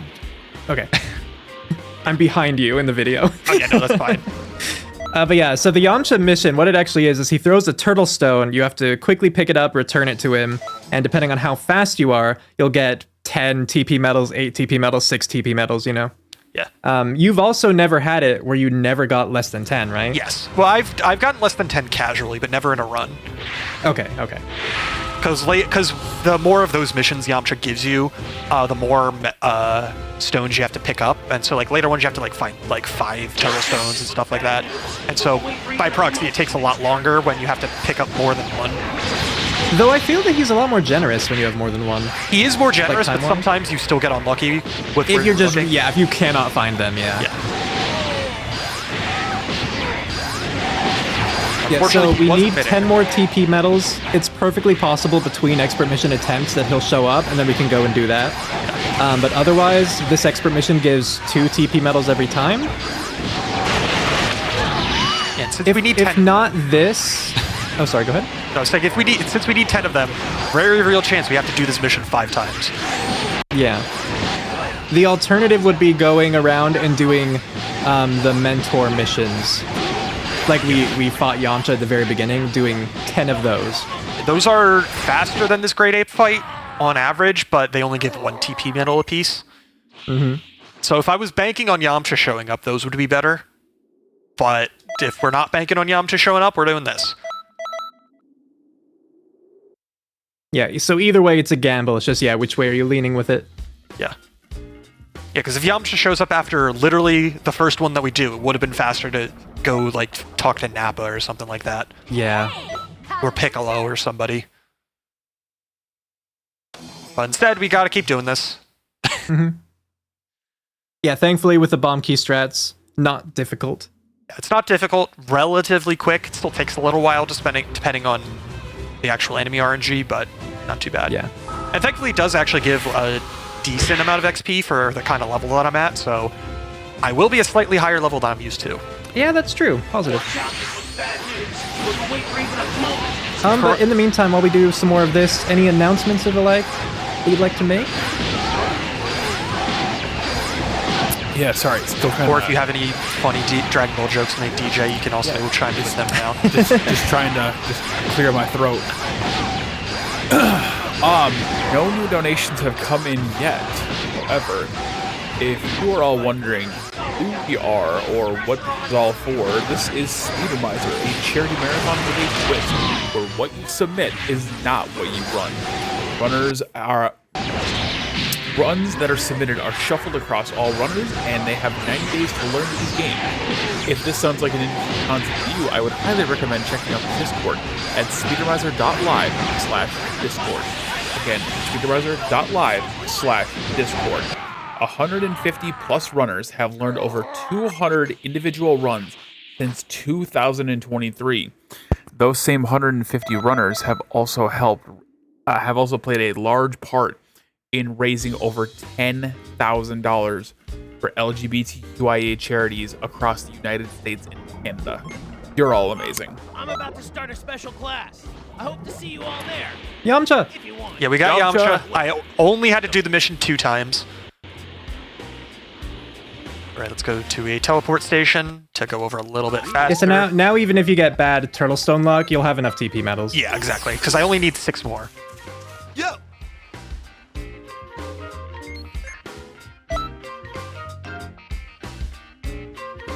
Also, since I can fly, like, it's possible for you to get this mission before you have the ability to fly, and it takes a lot longer if you can't fly. But thankfully, even if none had spawned up on this platform that I'm on, I would have been able to fly down and then fly back up. Alright, I got my 10 TP medals. How are you? That's not who I meant to talk to. Alright, there we go. You know, it's also fun though, if you do end up doing this before you can fly and you have to head down, you don't have to use the transfer shop clerk. If you pop in your vehicle and just drive full force off the cliff, you'll end up landing by Tosok. Yeah, the only issue is you do have to use it to get back up. You do have to use it to get back up, for sure. Because depending on where you end up at the end of the Turtle Stone thing, it is faster. Like, it could be faster to just fly up to where Yamcha's verse is trying to use one of those. What's that? But also, to add insult to injury, he's like, oh, great job. You have 15 TP medals. Here, have an extra 3. You don't need them anymore, but I'm a nice guy, aren't I? But yeah, the good news at this point, we have the 15 TP medals, we have the race-specific transformation, in this case Super Saiyan, so now all that's left to do is just fight the fights. Yep. There are still a lot of fights left, though. We are not anywhere... Well, I guess we're kind of close to being done in the grand scheme of things, but we're not almost done by any means. Yeah, just not any more like detours we have to take. Yeah. Yeah, and thankfully, once we get into the Dragon Ball Super stuff, that stuff has a lot less content to it. People of Earth, listen to me! Because the first 2 arcs of Dragon Ball Super were movies. And then also arcs of Dragon Ball Super. We need your help! Everyone, join forces to beat my So if you had to guess, or like hope, what do you think your best time at this point could be? Probably 205 at best. 205? Okay. Because yeah, we did get some bad luck, but also other areas have gone really well. Yeah, no, if it wasn't for the fact that Yamcha wasn't nice to me, I don't know if this would be PB pace, but I think it could maybe be 2-hour pace, maybe even close to sub 2 hours. Because I did get several things that I didn't get my PB, which was a 157, but also I did mess up some other stuff. Like I did mess up the shopping earlier, for example. Yeah, there are always so many little things that could go wrong, and then conversely, so many that could go right. But Yeah, I will say, for the sake of the organizers, unless things go extraordinarily poorly, I'm going to be very underestimated. There's a very, very, very high chance I'm like 15, 20 minutes underestimate. yeah, like I think we're past the worst this of it point. RNG-wise, aside from some fights being very... Yeah, a couple Like, of the ultimate endgame happy. fights are a little rude, and depending on how rude they are, I might lose. And the final fight, if God forbid I lose during the final fight, that's a 5-minute time loss. Yeah, and I'll definitely talk more about that when we Yeah. get there. Yes. Goodness. But ideally, nothing goes wrong, and I don't have to worry about that. Also, I just want to comment, since that mission had Hercule talking a good amount. Something I didn't realize is that the voice actor for Hercule in the dub, I was listening to him in this game, it's like, he sounds like pretty familiar. He kind of sounds like Mr. Torg from Borderlands. And I looked it up, it's like, oh, that's because he's the same voice actor as Mr. Torg from Borderlands. That's why he sounds familiar. He sounds like Mr. Torg because he's the same person. I just didn't know I that. love the little voice acting discoveries like that. Because if you've never played Borderlands, if you look up Mr. Torg, very, very different character as far as like personality goes, but the voices sound very similar. All right. Also, now we're in space. We fought the Masked Saiyan, who we definitely don't know who that is. Ignore the fact that he looks exactly like one of the 10 characters that looks like Goku. I bet it's Goku. I think it's Turles. We definitely have him already this game, right? I mean, it could be. I mean, you're not wrong. It technically could have been Turles, but spoiler, it's not Turles. That would have been fun, though. If Turles is a the bad other guy, but then he's also character the that looks masked like bad guy. Listen up, all of you. It is everybody's favorite character that went Super Saiyan in a very, very canon special, definitely. Definitely. And not one that never even got localized, I think. Doesn't ruin Goku's achievements at all. I was about to say, Bojack? Other B name.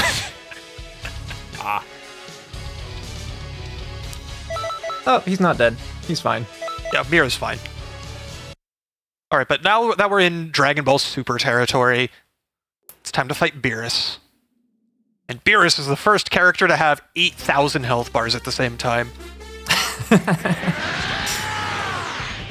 Because now that we're in the late game, like certain characters that are like canonically strong have like 4+ health bars now. And so like while they're not like difficult fights necessarily, they take a while because of how long it takes to take out all their health. Thankfully for the Beerus fight, we have Whis with us, which does help out a little bit. Alright, well that was very unfortunate. Got hit by an ultimate attack and then he immediately grabbed me half a second later, so my limit burst was kind of just wasted. Okay. Yeah, I actually, unlike most other fights, though, I really don't want him to use his ultimate attacks here because obviously the best way to deal with the ultimate attacks is to stamina break them. Also, I'm taking more damage here than I normally do. I'm gonna use health. But I don't really want to stamina break him because this is one of those space arenas. He'll fall to the bottom of the arena, and because you can't really keep up with him very easily while he's falling, he just falls for like 10 seconds straight, and it takes forever. This is like the most trouble Beerus has ever given me. He's being very... I mean, in that case, kudos. Well, because if he doesn't use his ultimate attacks, Beerus is pretty much a pushover. He just has a very big health bar. That's fair, yeah. Especially since he targets Whis half the time. Okay. Almost there. Oh yeah, right. I forgot this is one of those fights that ends before you actually get him all the way down. Yeah, not even a sliver this time. Like, a little bit more. It's weird. Yeah, it's like 3 slivers. Yeah. Alright, and we're done with the Battle of the Gods. Like I said, there's not nearly as much to pull from with the super content. And it does not go through all of Dragon Ball Super either. It is literally just Battle of Gods and Resurrection F. Yeah, the DLC continues it, but not a lot in the main story. Yes. Also, it would be really unfortunate, but really funny if Yamcha gives me similar luck to my first ever run, where, now that I don't need him anymore, he just constantly gives me his training mission after every single mission. Because I think in my first ever run of the category, he popped up like 5 different times. Well, you know, he's got to make it up to you, right? After his long period of absence. Yeah. All right, this next mission decided to turn things around. He's really going to be there for you now, honest. He's not going to die on me this time. All right, this is... Right, Yamcha? This is, in my opinion, the worst mission in the entire game. Go on. Yeah, so it's not that it's like a super difficult mission, but you have to beat up 15 of these Frieza soldiers. And because we're later in the game, they actually have half-decent AI. And it takes slightly more than a full heavy combo to knock them out. And you have to beat 15 of these guys. I don't know if I mentioned it, but you have to beat 15 of these guys. This was, when I started running this, one of my first big time saves, actually, because I kept dying to this fight. Or if not this one, you know, the one immediately after it. Hey, that's the other part of the problem with this fight is, in addition to having to fight 15 of these guys, immediately after beating 15 of these guys, you have to fight Frieza. And if you die to Frieza for whatever reason, you have to refight 15 of these guys. Yep. So yeah, if you can pull this fight off smoothly, like, it's not that bad. But, like you said, with the smarter AI, you know, they can dodge a lot, they can get in some good hits, they can whittle your health down, and then if you get unlucky afterward, have to redo it, my goodness. Yeah. And it's like, even if you get through this fight cleanly in the sense that, like, you're never at low health or anything, there's 15 different instances for these guys to just give you bad enemy RNG and just teleport away from you and stuff like that. And so, like, I say in my most recent PV, I saved almost a minute on this split, and that was after losing time on the later fights in the split. Just because the Frieza soldiers actually cooperated. That's how much time I saved just from these guys being nice to me. And even then, not all of them were nice to me. Just most of them. Yeah. I know some people for this fight, they'll actually go out of their way, you know, go back into the plaza to purchase, I Hope You're Reborn is like someone good this time, whatever that Super Soul is that you get after beating Kid Buu, and they'll buy Giant Storm, another ultimate attack, because the super there, on a kill, as long as you get the kill credit, your key is automatically refilled. And so some people think it's worthwhile to, like, get Giant Storm and just spam it to kill them. But their AI is good enough that they can, like, perfect block even that instant activation ultimate sometimes. And on top of that, you do have to leave the time nest and buy it, which does take time. So And of course, in the fight, you need 3 bars of ki to use the ultimate once. So if you don't get a kill from it, you're kind of out of luck. Yeah. So yeah, I just grin and bear and deal with them the old-fashioned way. Likewise. Alright, thankfully Frieza was uncharacteristically nice. When I've tended to get unlucky with this Frieza was when he manages to break my stamina and then uses an ult on me. Oh yeah, I can imagine. Yeah, thankfully he used an ult while I was perfectly fine and I was just able to break his stamina twice. Alright, but now that Frieza's back, we gotta fight Frieza. And what's a Frieza fight in this game if we just fought Frieza by himself with no gimmicks? Boring, that's what it is. So yeah, not only is Frieza, you know, if you've seen Resurrection F, this is when Frieza turns golden. But in addition to Frieza getting a new transformation, Metal Cooler's back. They don't give Cooler a new transformation. They're just like, oh yeah, here's Metal Cooler again.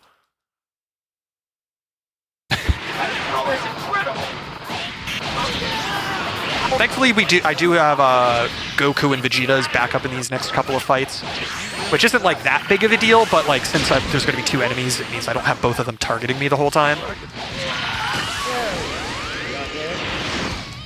Which, again, not like a massive difference, but I'll take it.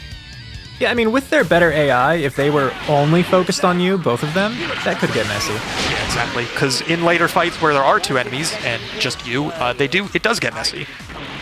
I know I've had that plenty in the fight against Frieza and Cooler just on like exploding Namek, Yeah, exactly. where even though Goku's there with you, sometimes they've only focused on me, and that's a quick way to die. This one's mine. Also, that was a very unfortunate sequence of events where I broke his stamina while he was using the ult, but I hit him just barely after he launched it, so I still got hit. But even the two of them, no chance of defeating me. Okay. Thankfully, Cooler is just about down. And then I gotta go back and fight Frieza. Oh my, why are they over there?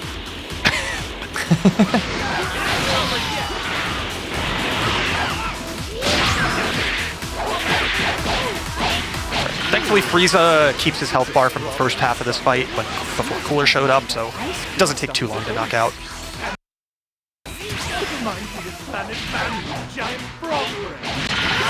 Alright, now we beat Frieza and Cooler. That means we're done with this section, right? Definitely. Ignore the part that there's still another fight.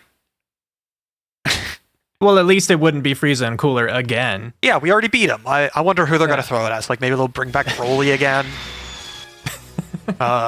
Maybe Turles is still alive. Maybe we'll see who that Masked Saiyan is. Ooh, I've heard it might be Brillin. Yeah, maybe Beerus will get mad at us again. Let's see who we're gonna fight.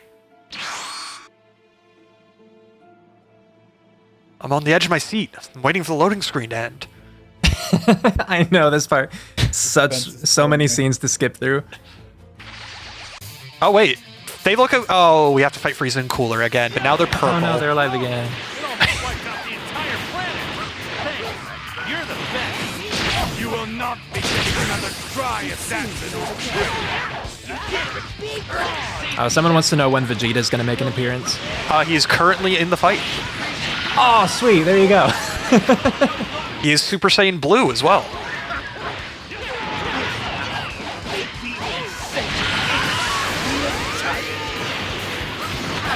All right. LFG, there he is. Heck yeah.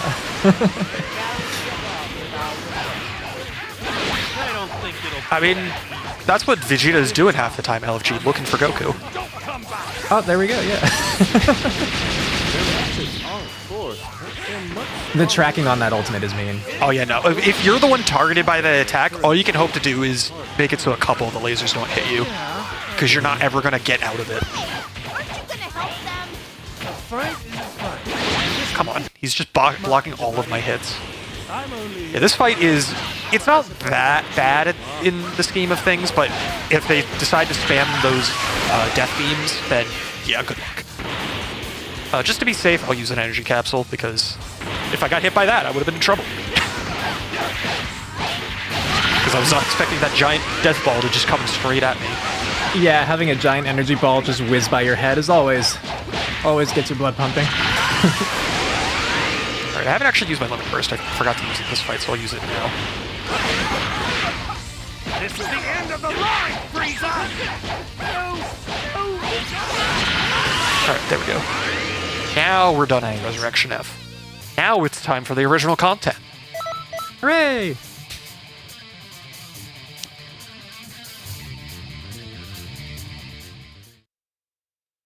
Alright, but yeah, there's actually only 4 fights left in the game at this point. The problem is, of those 4 fights remaining, 3 of them are annoying.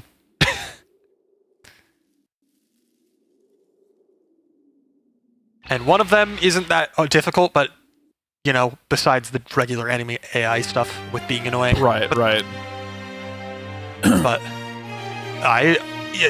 out of these 4 fights remaining, in previous runs, I have died to 3 of them. Oh wait, I forgot about a fight. 5 fights remaining.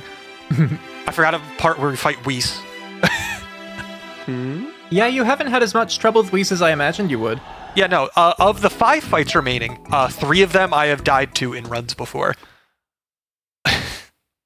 Whis is not one of those fights. It's just a giant health bar sponge. kind of like Beerus, except unlike with Beerus, I don't have an ally the entire time.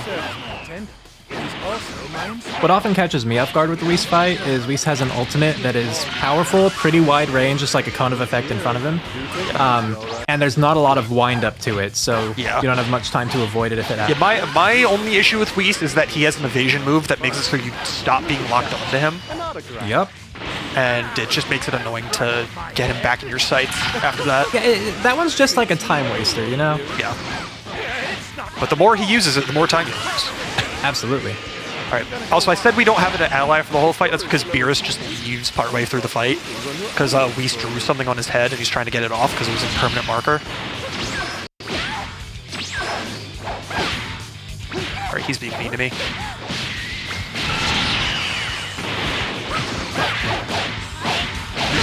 Thankfully, that is a niche but still useful usage of the Limit Burst.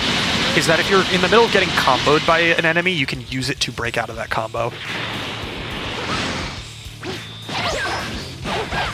I say it's niche because you're... Oh, I just died to Whis. Damn. I'm sorry, I did not mean to bring this upon you. I'm 100% blaming you for this. Whis killed you, Yamcha didn't show up. That's never happened before. For me, yes, that has never happened before. Thankfully, this is a very short fight, so getting back, that's like maybe a minute of time loss. It's not that bad. There are fights later on where, like, Whis' ultimates, if you don't have the energy for an evasive. Yeah. I mean, I would have been fine if I had either healed or not gotten hit by two of them. Yeah. That was the second one was a death sentence. But yeah, like I said, this is like a 1 minute time loss maybe because it's a pretty short fight. Not really any cutscenes. If I die to the final boss on like the final phase of the final boss, I lose 5 minutes. But that is one of the annoying things, yeah, with most of the fights in this game, is if you have to redo it, you have to sit through the cutscenes. Well, you can skip them, but you still have to skip them that lead up to that fight. Well, but the bigger issue with the final boss specifically is that it's not that you can't skip the cutscenes, it's that there's a ton of auto-scroller dialogue.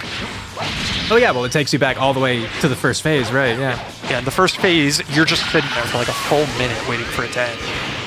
But at least that makes more sense to me. If you have to redo a fight, like, yeah, you have to redo whatever the fight entails. But even the loading screens leading up to the fight... Alright, this time.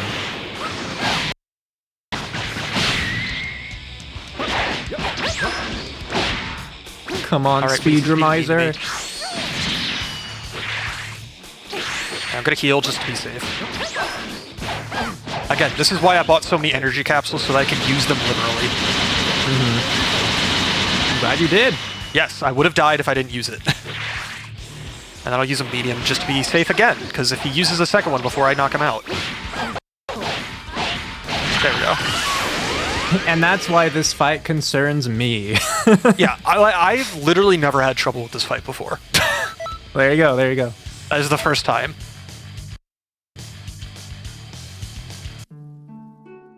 But if I was going to die on any fight, that is by far one of the best ones to die on, because there is no extra fluff before the fight. Yeah, agreed. These next several fights, I'm not so lucky.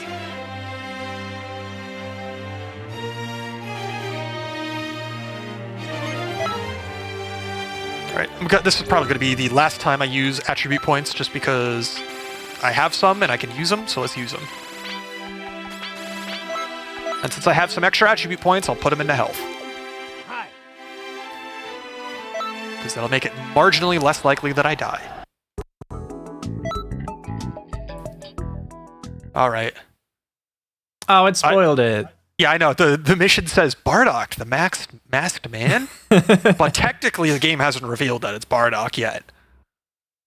I mean, it does, but it doesn't explicitly name it. So if you were somebody who didn't know who Bardock was, you wouldn't know.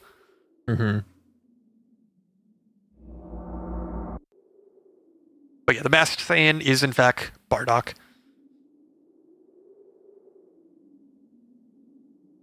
So my guess of Goku was almost correct. Exactly. Like I said, it's one of the multiple characters that look exactly like Goku. That's right. Simply tracing our And in Japanese is voiced by the same person, right? I wouldn't know. Okay. I've never seen the show in English. You think I've seen it in Japanese? You know, fair. That's fair. No way. Bardock is out. I mean, I guess we could find out by switching to Japanese. Quite a lot of effort. Yeah, that shouldn't waste any time. Because I'm assuming in Japanese they also keep all the same voice actors like they did in English. Because all the voice I would actors in this imagine game so. are the dub actors. Yeah. Stronger than ever. And you're with a soul. Right, this first fight isn't too bad, but if Mira wants to be rude to you, you're going to lose a lot of time. These two have quite a lot of energy. Thankfully, he doesn't get his super overpowered moves yet. That'll be in the next fight against him. But he is still annoying. Because if he spams that move specifically, his evasion move, then you're just stuck getting hit by it over and over again. A garden blooming with rage and pain. So, Down! I've already seen enough! Alright. Almost there. One more combo. You want to get And then the next fight is a lot shorter, but it's also very annoying if the AI decides to be mean to me. Because we didn't actually mention it, but as part of the beginning of the game, you could set the hero of Kanton City, and you could set it to be your character from Xenoverse 1 if you have save data. But if you don't have save data, then you could just pick from like a list of auto-generated characters. At some point in the story, that the hero from the first Xenoverse got captured by the bad guys, and now we have to fight him.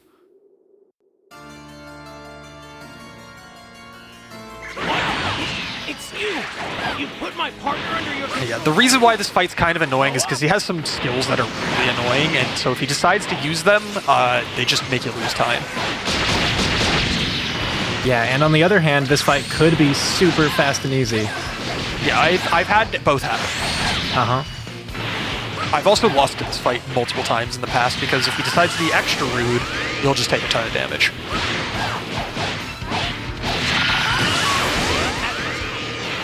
Nice, so far so good though. Well, now that you said that, I should stop talking, you're right. everybody knows anime logic. Somebody says, man, we finally got him, didn't we? And then they just stand up behind them. I think we're gonna win this one. Oh no. Yep, there's the annoying move, where he just like launches an area of effect thing Yeah. as his evasion move. Thankfully, he hasn't been using it the entire fight, so, but now he's starting to use it. And then there's his ultimate version. And that's why this fight can get very annoying, because if he just spams his ultimate version and his regular version, you just take so much damage. Because if you're right next to him, there's not a lot of lead-up time. Yep. But you did it. We're through. Yes, I got through. We're fine. It's time for the last two fights. But in true Xenoverse fashion, it's got to kick us out to the time nest first. It's at this point, I believe, that if you didn't have the transformation, you would be turned away. Yes, I think that's about right. And also, if I didn't already max out those two attribute stats, this is when I would normally do it. But since I got an extra level early from having to... Oh, hey, Yamcha's giving a class. From Yamcha not giving me a class earlier, I am one level higher than I normally am. Alright, this next fight is easy, and so as long as the enemy doesn't keep flying away from me, like they sometimes do, this one is very short and kind of a joke. Yeah, it's easy. It just can be annoying. Yeah. Because the two big bad guys are Toa and Mira. This is the fight where we fight against Toa. And I know you mentioned that one move that Whis can do where he just like teleports and is invisible for a few seconds. What are you doing? You know, pops up, disrupts your targeting and everything. She can do the exact same thing. Yeah, her ultimate is just like an area... It's not an area of effect damage thing, it's an area of effect healing thing. So if you don't stop her, she'll just restore health. My plans are all But it can be nice if she uses it as long as you're prepared, because then you can break her stamina and a lot easier to deal damage that way. It's very easy to punish, but if you're not careful, then yeah, she'll just start restoring health and that loses time. Yeah. Alright, she used her thing twice to break my target lock. Also, Trunks is here. I forgot he shows up because I normally beat her by then. But she's being a bit mean to me today. No, don't worry, he's helping. But yeah, there's the area of effect. Thankfully, I can just break the guard. There we go. All right, now it's time for the final boss against Mira. Yep. Even if it wasn't for the fact that like the final phase is difficult, this is probably the worst fight in the one of the worst fights of the game as far as just wasting your time. Yeah, this is one of those two, the last one, where you could potentially skip dialogue if you basically have to get him all the way down, all of his health, by a certain dialogue trigger. It's very difficult to pull off. Yeah, and because you're at the end of the game, the AI could just do stuff like that. And just use an ultimate literally frame 1. Yep. Yeah, I don't think you're going to get the skip, but that's okay. Because he's being very, very mean to me. And also, the problem with this fight, we've mentioned a couple times in passing that this fight has 3 phases. Part of the reason why this fight sucks is that you have the same health bar for all 3 phases. Mm-hmm. Far exceeds my calculations. And then the other reason this fight sucks is because Phase 3 gets unique moves to bosses that Mira's the only one in the entire campaign that has those moves, and they are absolute garbage to fight against. It was fighting spirit, the will to stand up against any foe without fear. Oh my god. He is not being nice to me. This is only Phase 1. No. Deprived of such Yeah, Phase another 2 way is this kind fight... of a pushover, thankfully. because this Yeah, another way Phase 1 is unique, though, is that once you get him down to a sliver of health, at which point he's invincible, you will also be invincible. just what I need. Unfortunately, I need to get to that point before I'm invincible. Yeah, There we you go. get to that point. But at least at that point, then you could use a healing item and be prepared for Phase 2. Yeah, I'm just probably gonna, because now since I'm invincible, I don't have to do anything. So I'm just gonna heal up the full health and then save my stronger healing items for later if I need them. Mm-hmm. That's one of the benefits of playing as Majin, though, because one of the skills... So when you transform as a Majin into, like, the Kid Buu form, it actually changes your whole skill set, too.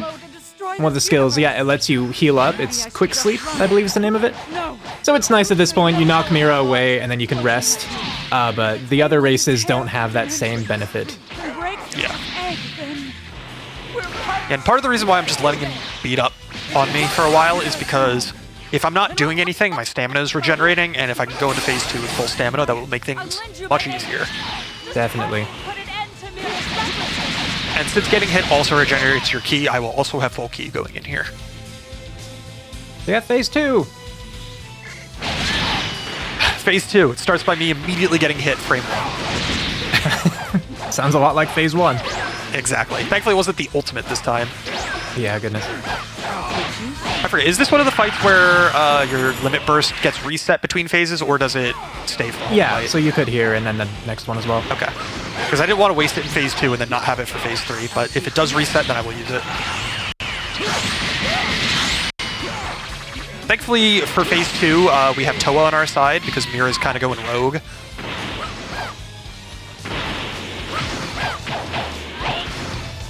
Alright, that was a completely worthless limit burst. Okay, I thankfully got one combo off, but that was pretty worthless.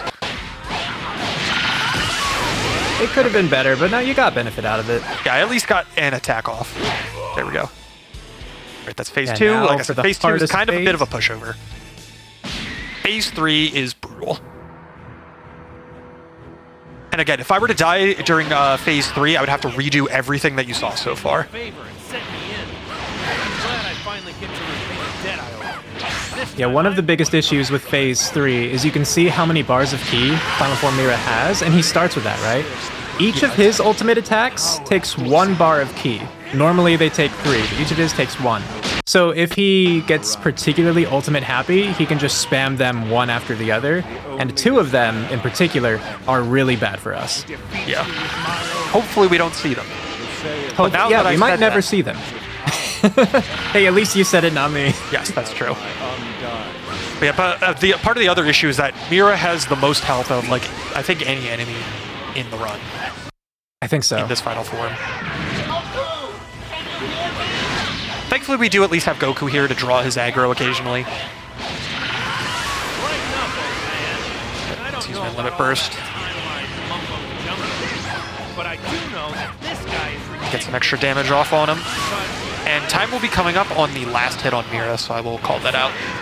fighting against someone this strong doesn't come along every day.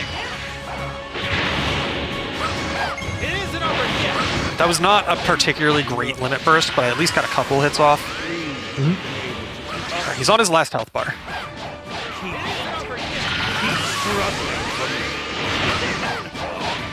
Things just doesn't.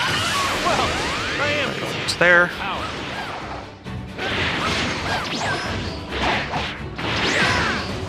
out. Which one is he using? Oh, that's not the one Okay, I that thought was he the gonna best use. ultimate you could have asked for, I'd say. Yeah, I just panic and run away whenever I see him using ultimate because I don't know which one it's going to be. But that was the one that's not problematic. And time. Nice. GG. The universe has been saved. Huzzah. All of time has been saved. So let's see which ending you got. No, we're going to skip it. Oh. Oh. Okay, never mind. All right, but that is Dragon Ball Xenoverse 2, any percent on the normal difficulty with Saiyans. New game, specifically. There's a lot of qualifiers to this category. But It wasn't always split up by playable race. Yeah, but like we said earlier, those matter. So, but yeah, that was my run for Speedromizer this time. I have done 6 runs for. I've learned 6 runs for Speedromizer now, so this is number 6, and it is the longest one I've done for Speedromizer so far as well. So it was fun. The final time looks like it was a 2:07:14. That's better than I expected, considering I died to Whis and had to fight the Great Ape Nappa thing twice. And Yamcha didn't show. Yeah, that's Yep. But yeah, good So- work. yeah. I've had runs of this game that were much worse with more deaths, so I'm happy that that was as good as it was. All right. Sorry. Yeah, don't worry, I was getting bored during that Phase 1 of Mira as well. No, I'm. They wouldn't shut up. My sleep schedule is shot because of this marathon, and I love it. That was a phenomenal run, and thank you again, and congrats on your 6th marathon run with us. Yeah. Anything else you'd like to say? Shoutouts, closing comments. Sure. Yeah, if anybody wants to see more of me, I stream over at twitch.tv/IllegallySam. I run mostly indie games. Technically now Dragon Ball as well. But I just run a ton of random different stuff. So if you want to see more of me, feel free to check me out. If you want to run this game, there is a slightly outdated written guide made by somebody who may or may not be on the mic right now that you could use to reference. That I definitely did use as reference when I was learning this run. So if you did want to learn this run, there are resources for it. But yeah, and other than shouting out my teacher for helping me out with learning this game, because learning this game would have been more annoying without any resources. Besides that, I think that's about it for me. So you got anything to say yourself? Well, first, thank you and you're welcome. Yeah, I've been and am. I continue to be Riz. If you want to find me, you just Google my name. If you want to get in contact with me, probably Speedromizer message, or not Speedromizer, speedrun.com message board might be the best. Or yeah, I am in the Speedromizer Discord. Just ping me, whatever. I'm not super active anymore on my socials, so that's why I say that. But yeah, thank you all for having me. And Sam, I'm glad you picked up this game and at least had a good enough time learning and running it. It's been fun seeing you grow. I did enjoy it a lot more when I stopped dying 5 times in my runs. Yeah, that makes sense. All right. I think we're going to throw her over to intermission. We are getting set up for Forza. All right. Take it away.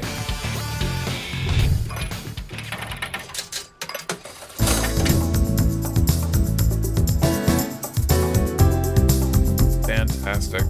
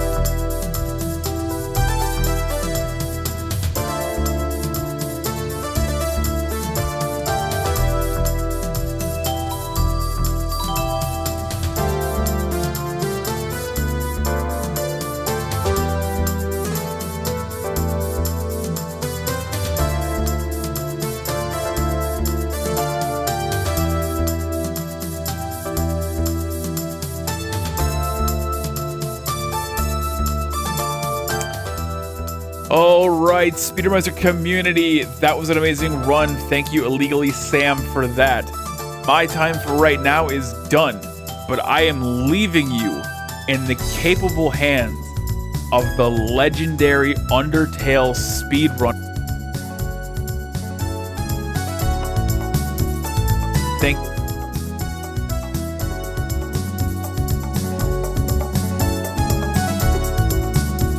Harry, I appreciate it, DJ Fatso. Another shout outs to you again, by the way, for fantastic hosting and also organizing this event. Thank you so much. I believe ads are done. I will check. I think we're even actually ready to actually just kind of jump in with Forza Horizon 3. But before we do that, just a couple brief reminders. We are raising funds for QMUNITY. QMUNITY is British Columbia's queer, trans, and two-spirit resource center, providing a safe space for two-spirit, lesbian, gay, bisexual, transgender, queer, intersexual, and asexual folks and their allies, improve the lives of their communities, and provide them with support through an array of programs and services, including counseling, employment, and informational and referrals. They help connect folks through volunteer opportunities and career support groups. QMUNITY also provides education services and queer inclusivity training through publications, one-on-one consultations, and interactive workshops.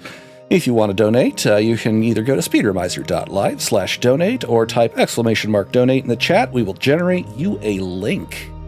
If you are interested in participating in Speedromizer in the future, either as a host or as a runner or as a teacher or as a whatever, then we absolutely would love to see you sign up to participate in one way, shape, or form.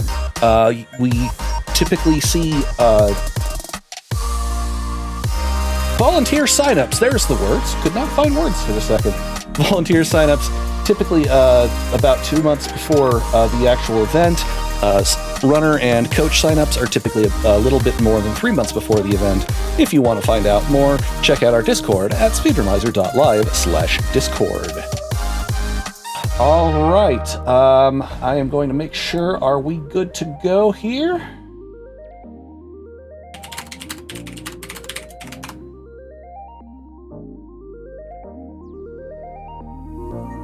Double checking.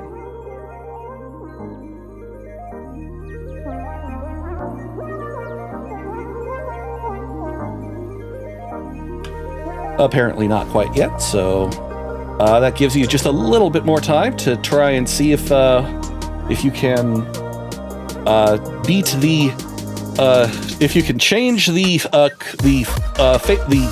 number plate for the car. No Disco is still winning at $35 with 17 left, but I don't think that poll closes until we actually start. So if you want to try and get either Yes Disco or even QMUNITY in under the wire, now is your chance.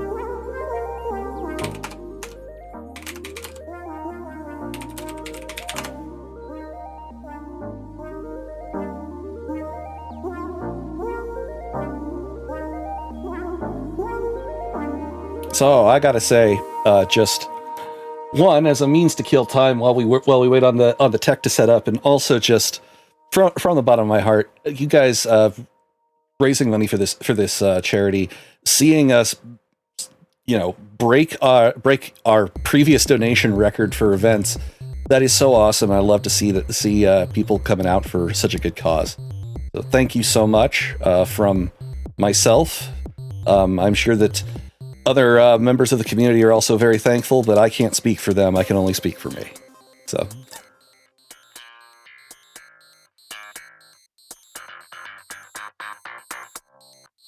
I want to be the guy too.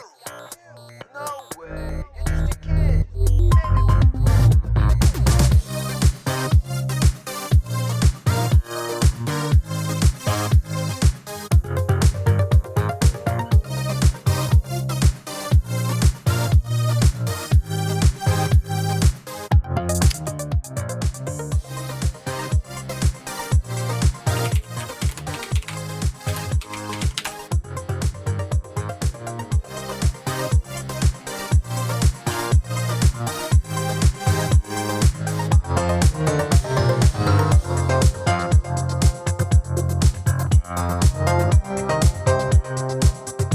don't know if anyone caught Forza Block yesterday, but we did also see a world record set in Forza Horizon 5. That was very impressive. That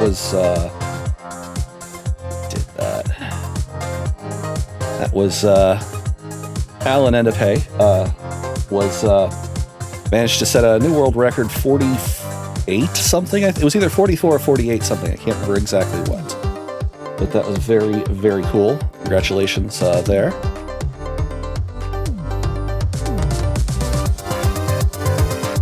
And it looks like we are actually getting moved into things here now, so